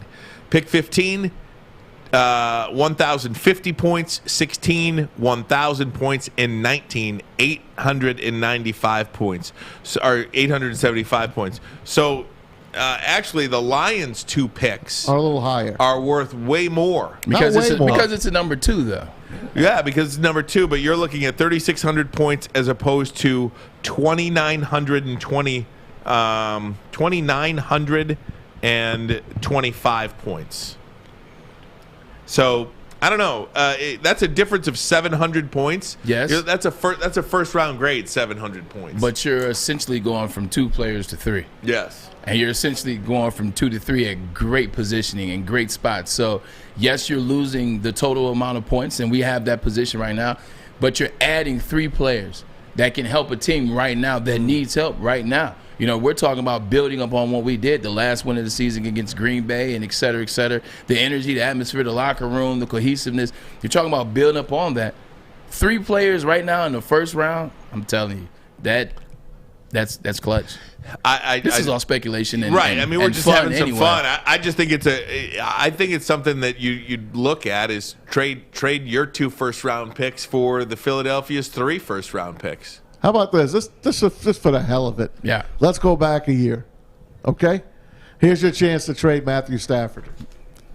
And you keeping Stafford now? No, we're trading him. Okay. The Rams want him, and he wants to go to the Rams. But Carolina wanted him. Oh, I knew this was coming. Okay? Carolina had number 8. So if you traded him to Carolina, you would have had 7 and 8. You wouldn't have had those second round. If you traded him to Carolina, they wouldn't be 5 and 12 either. I understand that, but you would have had 7 and 8 already. They were giving you their pick last year. Oh, yeah. last year's pick. You don't have to worry about what they're doing. Okay. Like we're worried about the Rams. Sewell and Parsons. Right. You would have Penei Sewell and Micah Parsons. Yeah. In hindsight.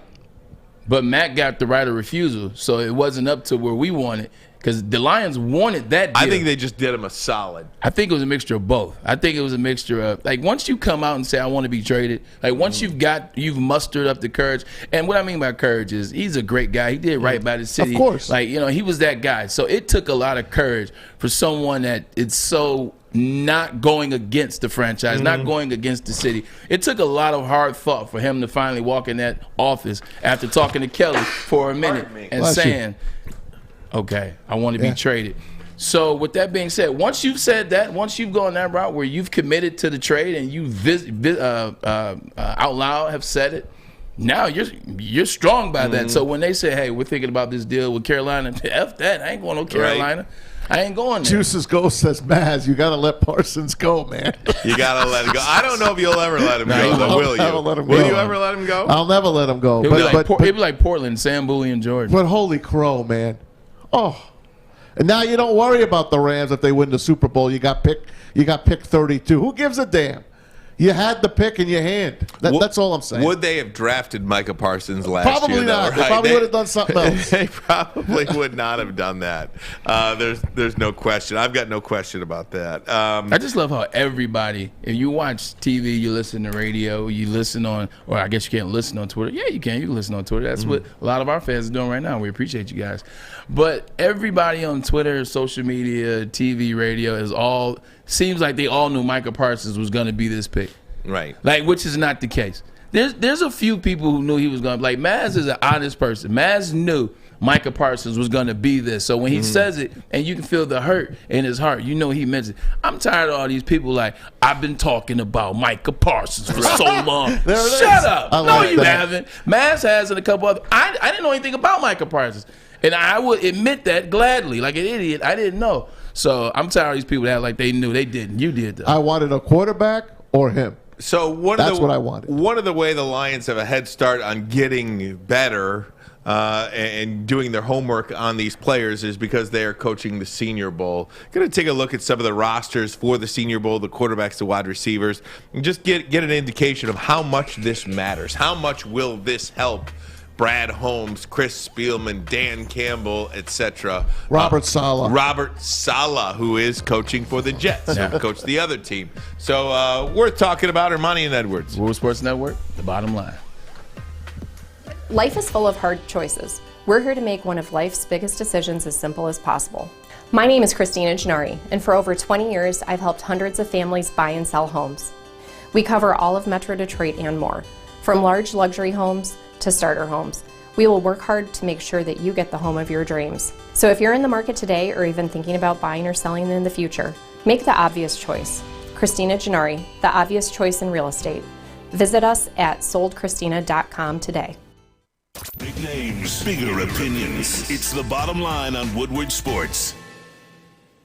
Citron Road is an aspirational lifestyle beverage brand with a line of sparkling flavored energy beverages, premium bottled water, and revitalizer shots. Citron is the official energy drink of the Red Wings, proud partners with the Detroit Pistons.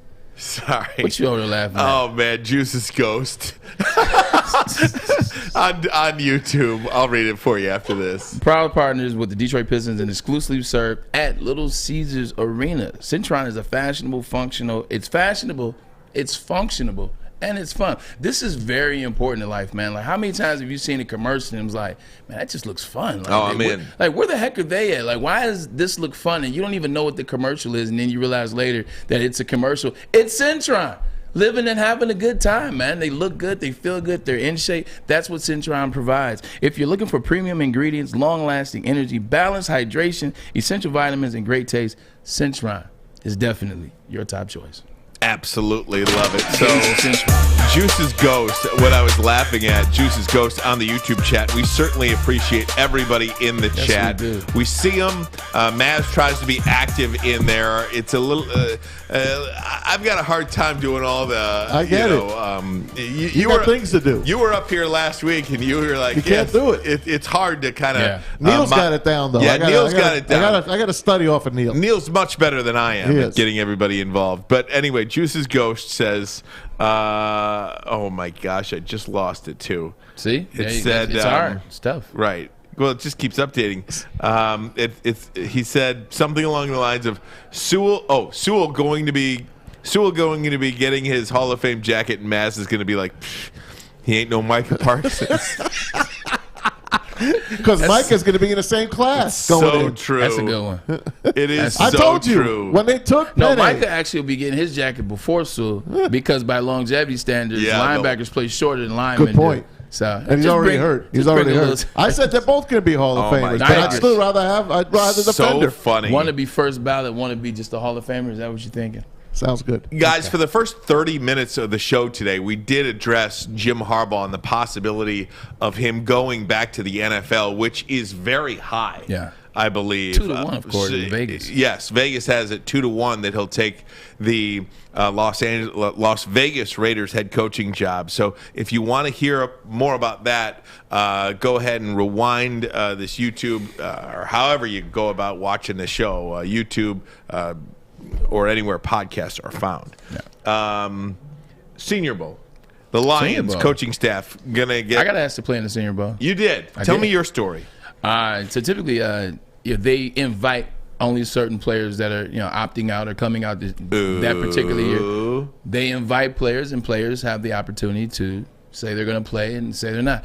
Literally everybody's going to play in that game with the exception of about 10 people. And they ask me. Can I pause you for 1 second? No, go ahead. Who helps you make that decision whether you're going to play or not? Your agent. Yeah. Stan. Agent and anybody around you that has been there. Like my dad obviously was there. My dad played East-West Shrine game. Man, he used to be in San Francisco. But my dad was around, agent was around, and we just kept battling back and forth. And they were like, because of the mock, like everybody's mock drafts, I was always 5-1.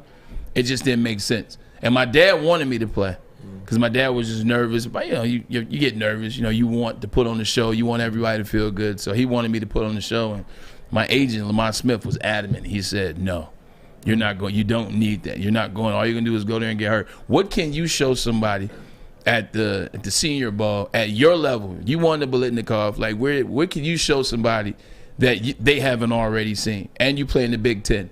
It's not like what I'm saying. Like so, the Senior Bowl would be for tweener players that are trying to bump their stock, as well as maybe some players that played in smaller divisions or players that maybe had like 1 year of dominance, et cetera. So it's more so for like that, as opposed to if you balled out for 3 years in the Big Ten or you ran running back for 3 years in Alabama, You don't need necessarily. There was no combine then, right?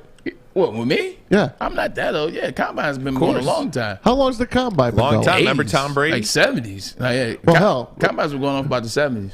Maybe I'm just talking about when they put it on TV. Yeah, Oh, right. probably. I mean, really? NFL Network is when they started doing that. That's when it's in our face. Because Deion has the infamous combine story where he basically showed up, and they tell the story all the time. I asked Deion, he said it's true. He showed up, limousine, hopped out, went in there, ran the 40, and just kept going. Went to the limousine, took off. Oh, That my is God. so It's funny. like it's like one of those myths that have a little bit of truth to it. But and I have a question for you, unrelated to this. But just for these coaching staff, so the Lions and the Jets, you're looking at guys that maybe you could take in the second, third, fourth, fifth round, right? I mean, you're really getting a sense of if these guys can play or not.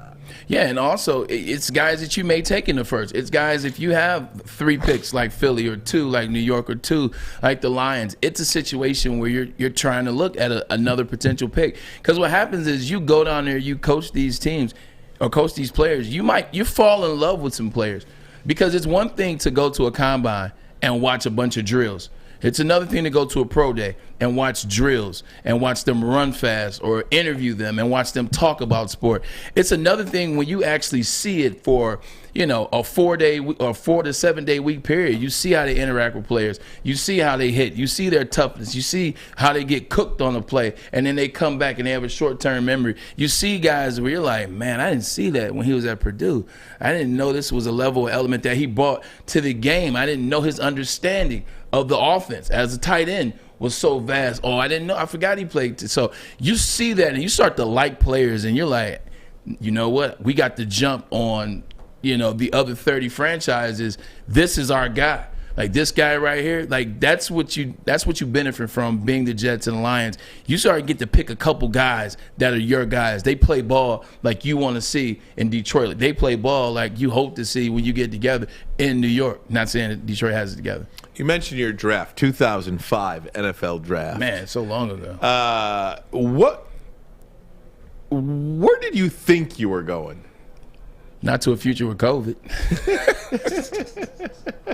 I thought I was going to number 2. Really? I thought I was going to number 2. So the Miami Dolphins had number 2. They take Ronnie Brown, running back out of Auburn. In fact, that year, 2 of the top 5 players Both in the went draft. to Auburn. Ronnie Brown, running back Auburn, goes 2. Cadillac Williams goes 5 to Tampa. I know that whole draft, by the way. So you do? No. Go for it. No, I just do the top 12. Okay, go for it. Oh, yeah. So start off with Alex, Ronnie. Yep. Do you want me to say the teams? No, if you want. All right. So Alex, 49ers, Ronnie, Miami, me, Cleveland, Cedric Benson, rest in peace, Chicago, Cadillac, Tampa Bay. We're at 6th spot right now. Video game. Oh, yeah, I got it. Hold on. Pac-Man. Pac-Man, 6 to the Titans. 7 is Troy Williamson to the Vikings. Number 8 is Antero Rowe to the Cardinals. 9 is Carlos Rogers to the Skins. 10 is Mike Williams to here. 11 is DeMarcus Ware to Cowboys. And then 12 is lights out Sean Merriman to the Chargers at 12. Look at that. I like that. Ding, ding, ding, ding, ding, Nice ding, job. ding, ding, ding, ding. I know some more in there, but I can't do them all the way to 32. I can tell you a couple. Marlon Jackson was 28. So. How about DeMarcus Ware? 1 pick after Mike Williams. Out of Troy. Ouch. So when you hear Ronnie Brown's name go to Miami, what are you thinking? Do you have a pit in your stomach? I'm effing pissed because. So this is what I learned about the politics of the NFL draft. What they do is teams will tell and show a player that they want, so other teams really believe that this is the player they want. So Rick Spielman, who just got fired from the Vikings, was the GM at the time for the Miami Dolphins. He brought everybody up. They flew their private jet. They brought everybody up to Ann Arbor for my pro day because I didn't do the combine. I just benched. I'm talking Nick Saban was there. Wide receivers coach was there. Everybody was there from their friends, from their organization. So I just knew I was going there. Interview with them. Never talked to Cleveland. Never had an inkling of Cleveland, anything. Talked to them. They wanted me. They called me. They checked in on me. So I'm going to Miami. I bought a condo in Miami. I bought like a bunch of pink shirts. Get out of here. You bought a condo in Miami? I'm just saying. I'm in Miami. You know what I'm saying? Welcome to Miami, and the heat is on. I was Miami. White linen pants, pink shirts. I was ready. Oh, they my even God. So watch this. Here's what's crazy. So this was 15 minutes on the clock. Everybody in the first round. They even called me on my cell phone, like Drake said. They even called me on my cell phone right when the 15 minutes first started. And the guy from Miami, the Dolphins representative, said, hey, I just want to make sure this is the cell phone, make sure everything is good. So they saw me pick my phone up because that was still trying to get people with draft capital, as we say. Lions had 2 first-round picks that year. The Redskins had 2 first-round picks that year. So that's trying to get people to come up. Meanwhile, that's not what was happening. Well, they were trying to get people to come up, but I didn't know that. It ticks down, and finally, when they get to 1, you see Ronnie Brown's phone ring. And he picks up, and they're smiling and hugging. And I'm over there. It's actually, I have a video of this. I'm like, what? And, like, our table are stunned. Wow. Like, my agent. My God. Who's on your table, by the way? I have the video. Who's on your table? My mom, my dad, Charles Woodson, my agent, my financial advisor. We're all at our table. Charles Woodson is another funny story about that day. Oh, I can't wait But to hear it. so we're all like stunned, and we didn't know what was going on. So now I'm thinking I'm going to Chicago because I had really good talks with the Chicago Bears. So I said, well, at least I get to see Detroit twice a week. I mean, it is Chicago. And then my phone rings in Cleveland, and it's Romeo Cornell. No. It's like, hell, Braylon, how you doing? I'm like, oh, man. He was like, would you like to be a Cleveland Brown? Could you have said no? Yeah. LeVar Arrington said no. I mean, I could have said no, but I was happy I was 3 and I was off the board. Oh, my God. So I said, wait, LeVar Arrington said no? So this is awesome.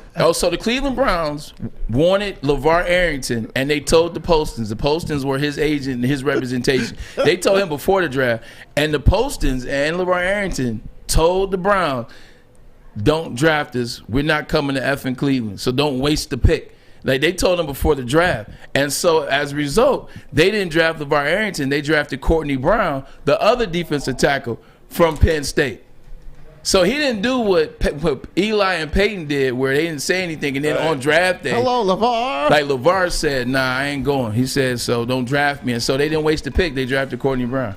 Oh, which was a wasted pick. My God. I'm sorry, I man. could hear this stuff all Me too. day. The funny thing about Charles is I want to hear it next. Ermanni and Edwards. Woodward Sports Network, the bottom line. Braylon? Fellas, football season is here. It's time to make your grooming experience easy like Sunday morning. Get to Lady Jane's Haircuts for Men. Walk in, relax, watch your favorite team play, and before you know it, your hair will be game ready. Get to Lady Jane's, open 10 to 8, 7 days a week. Walk in anytime. It's wicked awesome. Make sure you download the Woodward Sports app in the App Store and the Google Play Store today. Take Woodward Sports with you wherever you go and listen live on your phone or mobile device. Your Detroit alternative to the normal sports blah, blah, blah. It's Woodward Sports. Hey, gang.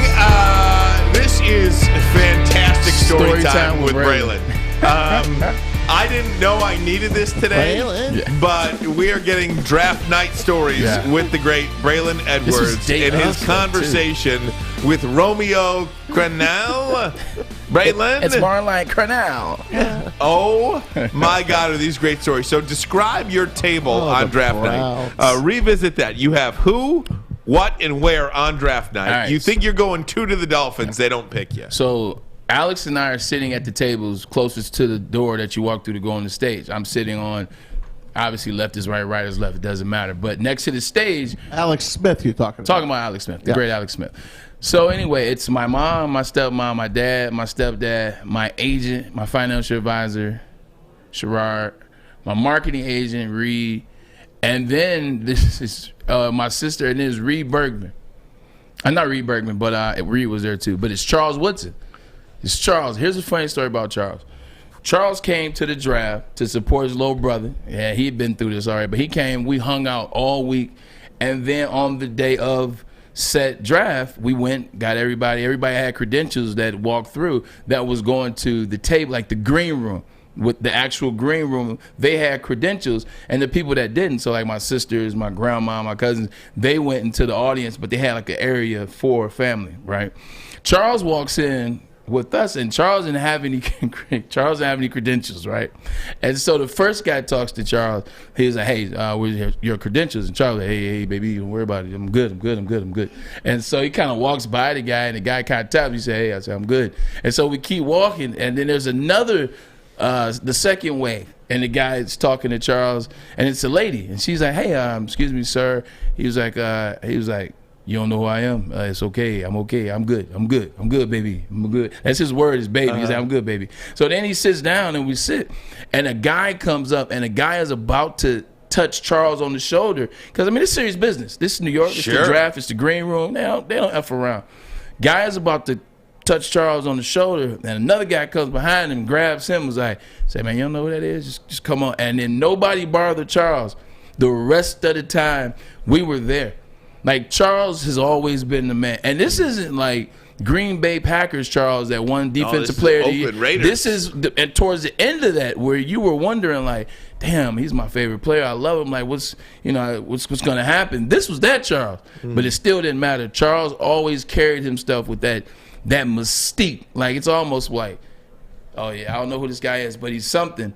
And they didn't mess with him the rest of the time. He just sit there with his little fedora on, and yeah, you'll see him. I'll bring the video in and have Alex. I gotta see that video. I want to ask you a couple of more questions about this, because this is awesome stuff.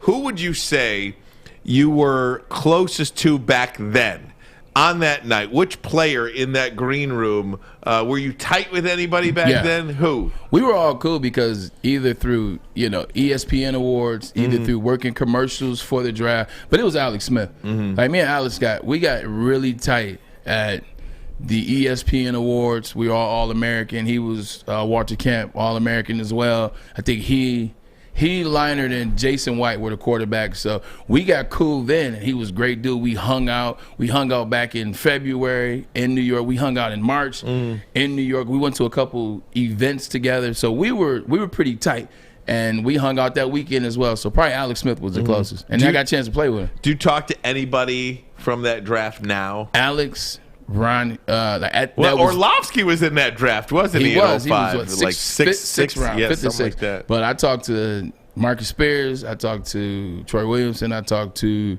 Alex from time to time. Talked to Ronnie Brown from time. I talked to Cedric Benson before he passed away. I used to talk to him. Marlon Jackson was in that draft. David Boz from Michigan was the first pick of the second round. So I talked to some players in that draft. I'm looking at this draft too. It's a good draft. It's a good draft. Not a great one, but a good one. Aaron Rodgers is probably. You got some Hall of Famers in there. Aaron Rodgers is the only first round Hall of Famer, I would think. I mean, is DeMarcus Ware a Hall of Famer? Yes. Oh, he is. Okay, definitely, so two. Definitely. So two. Sean Merriman, like what he did in terms of like an electrifying player for that brief span, I'd say what'd you say, about 5-year window? He was as electric as they come. Like the stuff that he's doing, like what Micah Parsons is doing, like Sean Merriman was that electric at that position. But then once the PEDs kind of came into play, and I love Sean. I still talk to Sean. Once the PEDs came in, I think he got popped once or twice. And then after that, he was no longer on them. And then you saw, like, there was no more to dancing. So. Man, hell of a year for Auburn that year. I mean, they had Brandon Jacobs was in that draft class. My guy. He was on that Auburn team as freshman. It was Brandon Jacobs, Cadillac Williams, and Ronnie Brown. They were all on the same team, and then he left after his second year. And Brandon won a Super Bowl. Yeah, Jason Campbell, first round pick as well. Quarterback. To the Redskins. Great. So how about Auburn? They had both players got drafted by, or two players got drafted by the same team. Yeah, Skins. That's right. Rogers. They had 2, 5, and 9 that year. The Auburn Tigers. No, you missed him. And Jason was 20. Yeah, he was 26. Jeez. Look at this guy. Yeah, 4 picks. What could have been, man, if you went to the Dolphins? What is that the only team you play for, you think? That I would have played for? Yeah. No. Because I wanted to play for the Bears too. Because I love tradition. No. What I mean is, if you got drafted by the Dolphins, would I have ever gone anywhere else? It would have been interesting because you see what Nick Saban brought in. They start running that Wildcat, and then I think it could have been good though because Ricky Williams was there. Like Ricky Williams would have been there. That would have been some great success. Who was quarterback? It was like Chad. I think they had Chad Pennington as well as who was Miami's quarterback? Jay Fiedler. I think it was Jay Fiedler and Chad Pennington. 2005, Miami. Pennington and Fiedler. You would have been in better shape than you went to the Browns, right? Of course. Yeah. Of course. Dan Marino.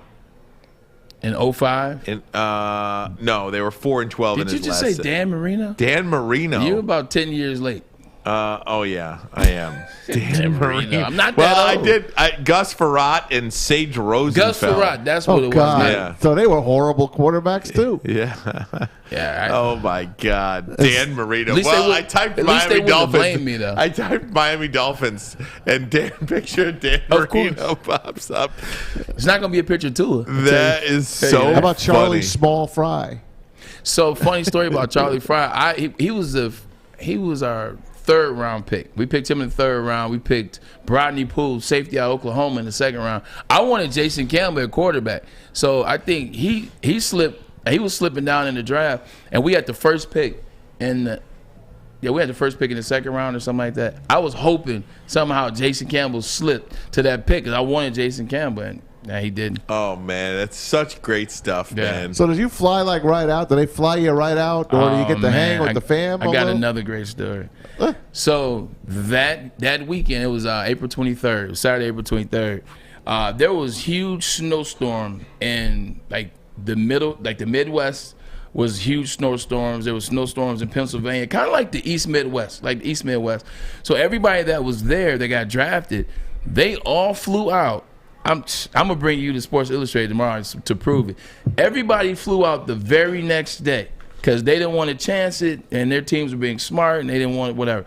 The Cleveland Browns were the only team that flew out their draft pick that same night. So we all had to hurry up and go to Teterboro and go to the airport and then fly out. So we get on a G5, first time ever flying on a jet. So I temporarily forget that I'm flying to Cleveland. I'm on a G5. My family is on there having a good time flying. And then we fly into a snowstorm. Oh, my God. Like we fly into this amazing blizzard. Like I wish Dad was still here. We fly into this blizzard. And you're like, what the heck is going on? Was Dad with you? Yeah, I had both dads, both moms, and my best friend Hayes. So it was 5 of us and me is 6. So we fly into this snowstorm. I'd like to know you back then, too. I'm telling you. Fly into this blizzard. How do you not? And then we land, and it's just this freaking snowstorm in Cleveland. It's a bad one, too. And it's April 23rd. It's not like it's February or March. I mean, I know it still snows, but a blizzard, come on. We land, and as soon as we land, I remember my mom saying, and I quote, oh, it's going to be an interesting one in Cleveland. And boy, was she ever wrong. Like, it was like an omen. It was like when we landed in that blizzard, it was like, damn, this is pretty much what Cleveland's going to be like. So. Unbelievable. Yeah. And then Romeo Crennel. I cannot get enough of your Romeo Crennel. I used to imitate Romeo. So, you know, they do those, the rookie shows? Yeah. Where you have to put on something for the rookie show. Well, in my rookie show, I put his exact same outfit on that he wears, like those, like kind of like the wool cashmere type feels, shirts the coaches wear. I put like a couple pillows like underneath my shirt. I mean, I had to try to get the fat suit as they call it. I used to wear his socks up like mid calves. He used to wear these huge monarchs like Pete Carroll. I used to wear that and put a hat on. And he used to do this stretch where he would like try to pull his leg up, but he couldn't. You know what I'm saying? Give me. Get I gotta see it. He's a weight challenge guy. I gotta see it. Maz, give me this mic up here. Hold on. No, it's all good. All right. You can see it. All right. Yeah, just take a look. Yeah. So like he used to always sway back and forth when he was like standing and watching drills, and then he would kick his leg up, but he couldn't because it's kind of heavy. So he'd be like right here, he'd be like yeah. All right, man, let's have a good one today. All right, man. Yeah, she. It was very 1920s, 30s gangster. Like when you watch Looney Tunes, like was it Bugsy and Muggsy? Bugsy, yeah. He was like, say, how you doing like this? Say, pull up the car, Bugsy. 1920s gangster rhetoric. Man. God, I love this. Where's Romeo these days? He's defensive coordinator for the Texans? Houston. That's right. He's still around, man. Houston. He took over as interim coach at one point, and then he was with the Chiefs. Let's get him on, man. I don't know about that. Let's get rolling. Well, we don't know about that. Scratch that, man. So good. Bugsy. All right, gang. Maz's video. Braylon, that was an awesome. I love that. Yeah, I'm saying. Ermanni and Edwards. Stick them up, saying. I got you, copper. All right, I'm got the car, Braylon. People listening like, what the hell is going on right now? Woodward Sports Network, the bottom line. That's great. Okay, you thirsty little spin goblins. I want you to pedal into the next dimension. Spin it! Spin! Spin! Uh-oh! Carmen's falling behind. Let's give her the hiss of shame. Spin! Spin! Spin till you bleed! Don't ride the bike of shame. Come to Planet Fitness and find your own lane with tons of equipment, free fitness training, and no hissing. Join today for just $10 a month.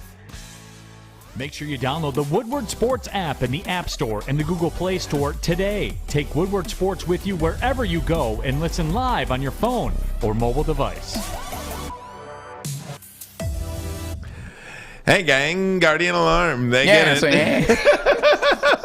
Guardian Alarm, they certainly get it. Your local security experts for over 90 years. Guardian Alarm, you stick that black and yellow sign out in front of your house. It says one thing to the bad guys. It says, stay out. Yeah. That's right. Guardian Alarm, local, 24/7 local monitoring. They have convenient features that let you check in on your home, control your lights, temperatures, detect smoke. All you got to do is call this number, 1-800-STAY-OUT.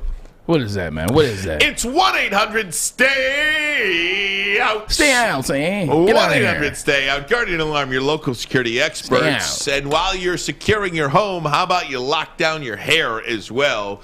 Lady Jane's Haircuts for Men. That's right. This place is wicked awesome. Lady Jane's, we're a simple bunch. We like football on Sunday. And, of course, the best ability is availability. We are always available 24 hours a day, 7 days a week. No, not really 24 hours a day. But maybe. We're open 7 days a week, 10 a.m. to 8 p.m. Walk in, sit down, sign in. And before you know it, you are handsome and clean. Ooh-wee. Ooh-wee. Lady Jane's and Guardian Alarm. Your local security experts. Stay out. And your best haircutting stylists as well. Stay out. There you go. Make it awesome. Sorry to knock two out there on you, Alex, but it's my fault. 1-800-STAY-OUT. Stay out. Lady Jane's is wicked awesome. It's wicked awesome. All right, Maz, videos of the day, my friend. Hey, the guys, did you catch the Manning cast at all last night? Yes. Okay. Yes, I did. It got a little boring, but it had some good people. They did. But the cut that's been, I guess, called going viral is Peyton Manning. I can't hear blank. Here it is. Hey, let's go to Peyton. He's going to break down that touchdown. I can't hear it. I can't hear it. Never mind. That was a great. Eli's humor. He's great. Is so dry. It's so quick. great. It is great. I literally was watching. So I was watching yesterday for it because my boy, shout out to Haroon. Haroon hit me up. Shout out to Haroon. Haroon hit me and said that The Rock was going to be on. He was. So, well, I know. I watched. But The Rock's it's like our guy. Like, Rock's the guy. Like, The Rock can do no wrong in my eyes. I think he's amazing. I think everybody feels that way. All right, The Rock, Dwayne Johnson. President. Mana. Anyway. But it was one of those things where I was watching and he was just kind of boring. Like, they kind of used it. But anyway, with Eli, I was like, why is Eli wearing a gold chain? I was like, what is Eli doing? Like, it's just his That blank. was from Snoop. I know it was Death Row chain I saw later, but it's his blank stares that get me. Like, whenever it's like Peyton's always talking, the guest is always trying to be a football mind, but trying to ask Peyton questions. Peyton's trying to dive into the world of whatever it is they do. Meanwhile, that last box is always something look like this. Like, he always looks like flustered and confused. That's what they used to make fun of him when he was playing, because that was his look when he was playing as well. I mean, how many pictures did they have frozen of Eli just looking like like a dummy on the sideline? If he had no Super Bowl wins, he would be considered a bust. Oh, God, yes. Absolutely. Then that's what's so funny about the power of winning. Yeah. He would be considered a bust. Now he's considered first ballot Hall of Fame. Well, because I think every year he finished above 500. They won the Super Bowl. I mean, he didn't have. It wasn't like some crazy winning. Yeah, he made the playoffs 5 times. Yeah, and they won 2 Super Bowls. Right. They didn't have a ton of talent on those. Oh Giants no, teams. it was every time they won their first round game, they got to the Super Bowl. You said they didn't Otherwise, after that, don't do that. They didn't have a ton of talent. I can name you a long list. Michael Strahan of okay. Pro Bowl. Go No, ahead. I wasn't just going there. Matthias Kiwanuka, like O.C. Umanori, Justin Tuck. I can go down the list of players. Justin Tuck didn't get nearly the credit he deserved. 100%. Yeah, because his line was just so great at the time. It was like Mike Strahan got all the credit, and then we retired. It was O.C. Umanori was next up after that 6-sack picture. Look at Eli. No, look at Alex with the call. He looks That's like the look that they always put up. He's looking like he's sitting in the chair of flames. Hey, what else you got, Maz? Corey Webster. This one's for Braylon. Happy anniversary, man. To what? 11 years ago. It's Bart Scott and you. Oh, let's my watch God. Let's watch Bart Scott and you dismantle the Patriots. Look at him go. Look, Now get watch. him go. That's a Michigan man right there. That's David Harris. David Harris. Here comes David Braylon. Harris? Here comes Braylon. Oh, what a good. Oh, that was No, not yet. LaDainian. Not yet. You're coming. Hall of Famer. You're up. Oh, yeah. Get in there, Braylon. There you go. That's how you do it. Oh, man. How'd that feel in Foxborough, beating those Patriots? It felt great. 28-24 final. Now, were you cool with Brady? No. Yeah, we spoke after the game. So first of all, this game is not nearly as close as the final score makes out. Like that last touchdown they scored was a garbage touchdown. It was a butt whooping. But anyway, it was great in the sense of we beat the Patriots. You beat Tom Brady. Finally. First of all, if you want to know this year, we beat Peyton at Lucas Oil in the first round to revenge our AFC loss from last year. Then we turn around and beat Tom and Gillette. You know what I'm saying? The second round, like how you beat Tom and Peyton in a Super Bowl. I mean, in a playoff series. How many quarterbacks can say that? You may say what you want to about Mark Sanchez, but he did beat Tom and Peyton. You like Mark Sanchez? Describe that. Was he a good quarterback to play with? No. Teammate? Amazing. Yeah. Good teammate. Amazing teammate, amazing person. He's a kid. Right. He was young. He got drafted at like 20. Yeah. Right. He was young, played 1 year. He was a great person. I was excited when they picked him, man. He's a great individual, great human being, great kid. He's just great. Just they handicapped him. They treated him like a kid. If someone treats you like a kid, what do you naturally do? You act like a kid. You act like a kid. Yeah. And this is a grown man's business, so I felt bad for him, to be honest. And I always have. But not a good quarterback at that level. Great person, though. Was that a Rex Ryan game, by the way? Yeah. Okay. Can Rex Ryan coach again, you think? Because No. If he wanted to, yeah. I always loved him. If he Maybe the Giants. If he wanted, there you go. If he wanted That'll be to, fun. if Culture. he wanted to, he could. Because he's still been around the game. His mind is still sharp. Plus, his last name is Ryan. Yeah. He'll always be a football mind, but he's been around the game. He's been working at ESPN past 5 years. Pissing people off. Yeah. Oh, he goes at everybody. But that's why you gotta love him, though. He goes at everybody. Nobody's off limits. Nobody's off limits. There you go. So good. Hey, let's go 16 years ago tonight. It's the Great Eight. One of your favorite players. Oh. Alex Ovechkin. Check out this goal Here with Wayne on his I'll back. Wait. I'll wait. Look at him go. Grabbed by Witt and dumped out. Now picked up by Ovechkin. Here he comes. Ovechkin trying to drag it through there. Oh! He scored. You believe that? That's arguably the best goal of all time. He scored on his back. That's one of the. Look at this, Ryan. That's top 3 goals of all time. Oh, Not my even God. looking. Oh, my God. Not even looking. Isn't that amazing? Wow. Did you see 14, the That was defenseman? that was my favorite He's goal. like, what? He's like, F that. I'm going to new sport. That's when they were the Phoenix Coyotes and not the Arizona Coyotes. Oh, yeah. We'll see where they go next. You see what Gretzky said about him. Wayne Gretzky said he'll be the best player of all time. He said he'll break his record and be the best player of all time. That's what Gretzky said about 2 weeks ago. That's high praise. Hey, as we get ready for going to Lambeau this weekend, the Seattle Seahawks and the Packers back in 2015 on this night. Do you remember this comeback? Wildcard game. 8-yard try for the first points of the day from Of course. Wildcard game. Look at this fake punt. Phenomenal fake punt. And back they come. The Seahawks somehow continue to come back as the Packers had a huge lead. Here's the muffed onside kick. Remember that? Yes. That guy never played again for the Packers. That poor guy. Poor guy. Poor guy. There goes Marshawn. Wow, beast mode. This was one of my favorite games to watch, man. This was an amazing game, man. Joe Buck and Troy on the call. You love Joe Buck and Troy. I do. Love Joe Kevin Buck and Burkhardt. Troy or Nance and Romo?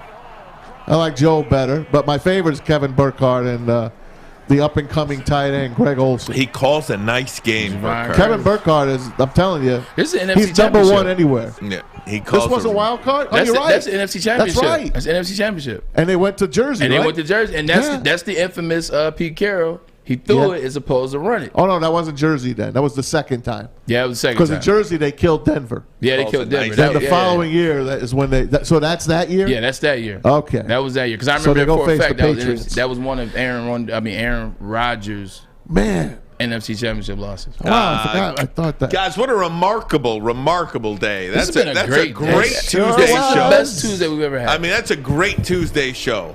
If you're not entertained by this show, I can't help you. Because this was informative, this was entertaining, all of the above. I love you guys. This is great. Love you all. I love all of them. Love the Beeliners. Love on the YouTube Beeliners. and on YouTube. Twitter. Yes, This is great. all of them. The Twitch. Beeliners. That's what we call them now. They're the Okay. Beeliners. I like Yeah. that. The Beeliners. Take us I out haven't of here, seen- Break. I haven't seen Jenna Newman on here. She all right? I don't know. You guys find Jenna Newman for us. Give her our best. Hey, man, we appreciate you guys that are watching, that are listening, that are tuning in, whether it's now, whether it's later, whether it's early, however, and whenever you view the show, we appreciate you. This is therapeutic for us, man. Like, we love sports. We love that people like to listen to us talk about sports. We're just some slappies up here having fun, and we appreciate you guys, man. I'm Braylon. This is my good friend Ryan. This is my What's good friend in the Tom. cup? Sam and my boy Alex over there in the booth. Love you guys. It's the bottom line. Peace. It's water. Larkin went to go back Fabry's way, was knocked down by the Sabres, but he finds Letty. Letty back to Larkin. Wrister scores! Dylan Larkin and the Red Wings sweep the season series from Buffalo as they win it 3-2. The tying goal and the winning goal from the Red Wings captain. Strange play by Buffalo.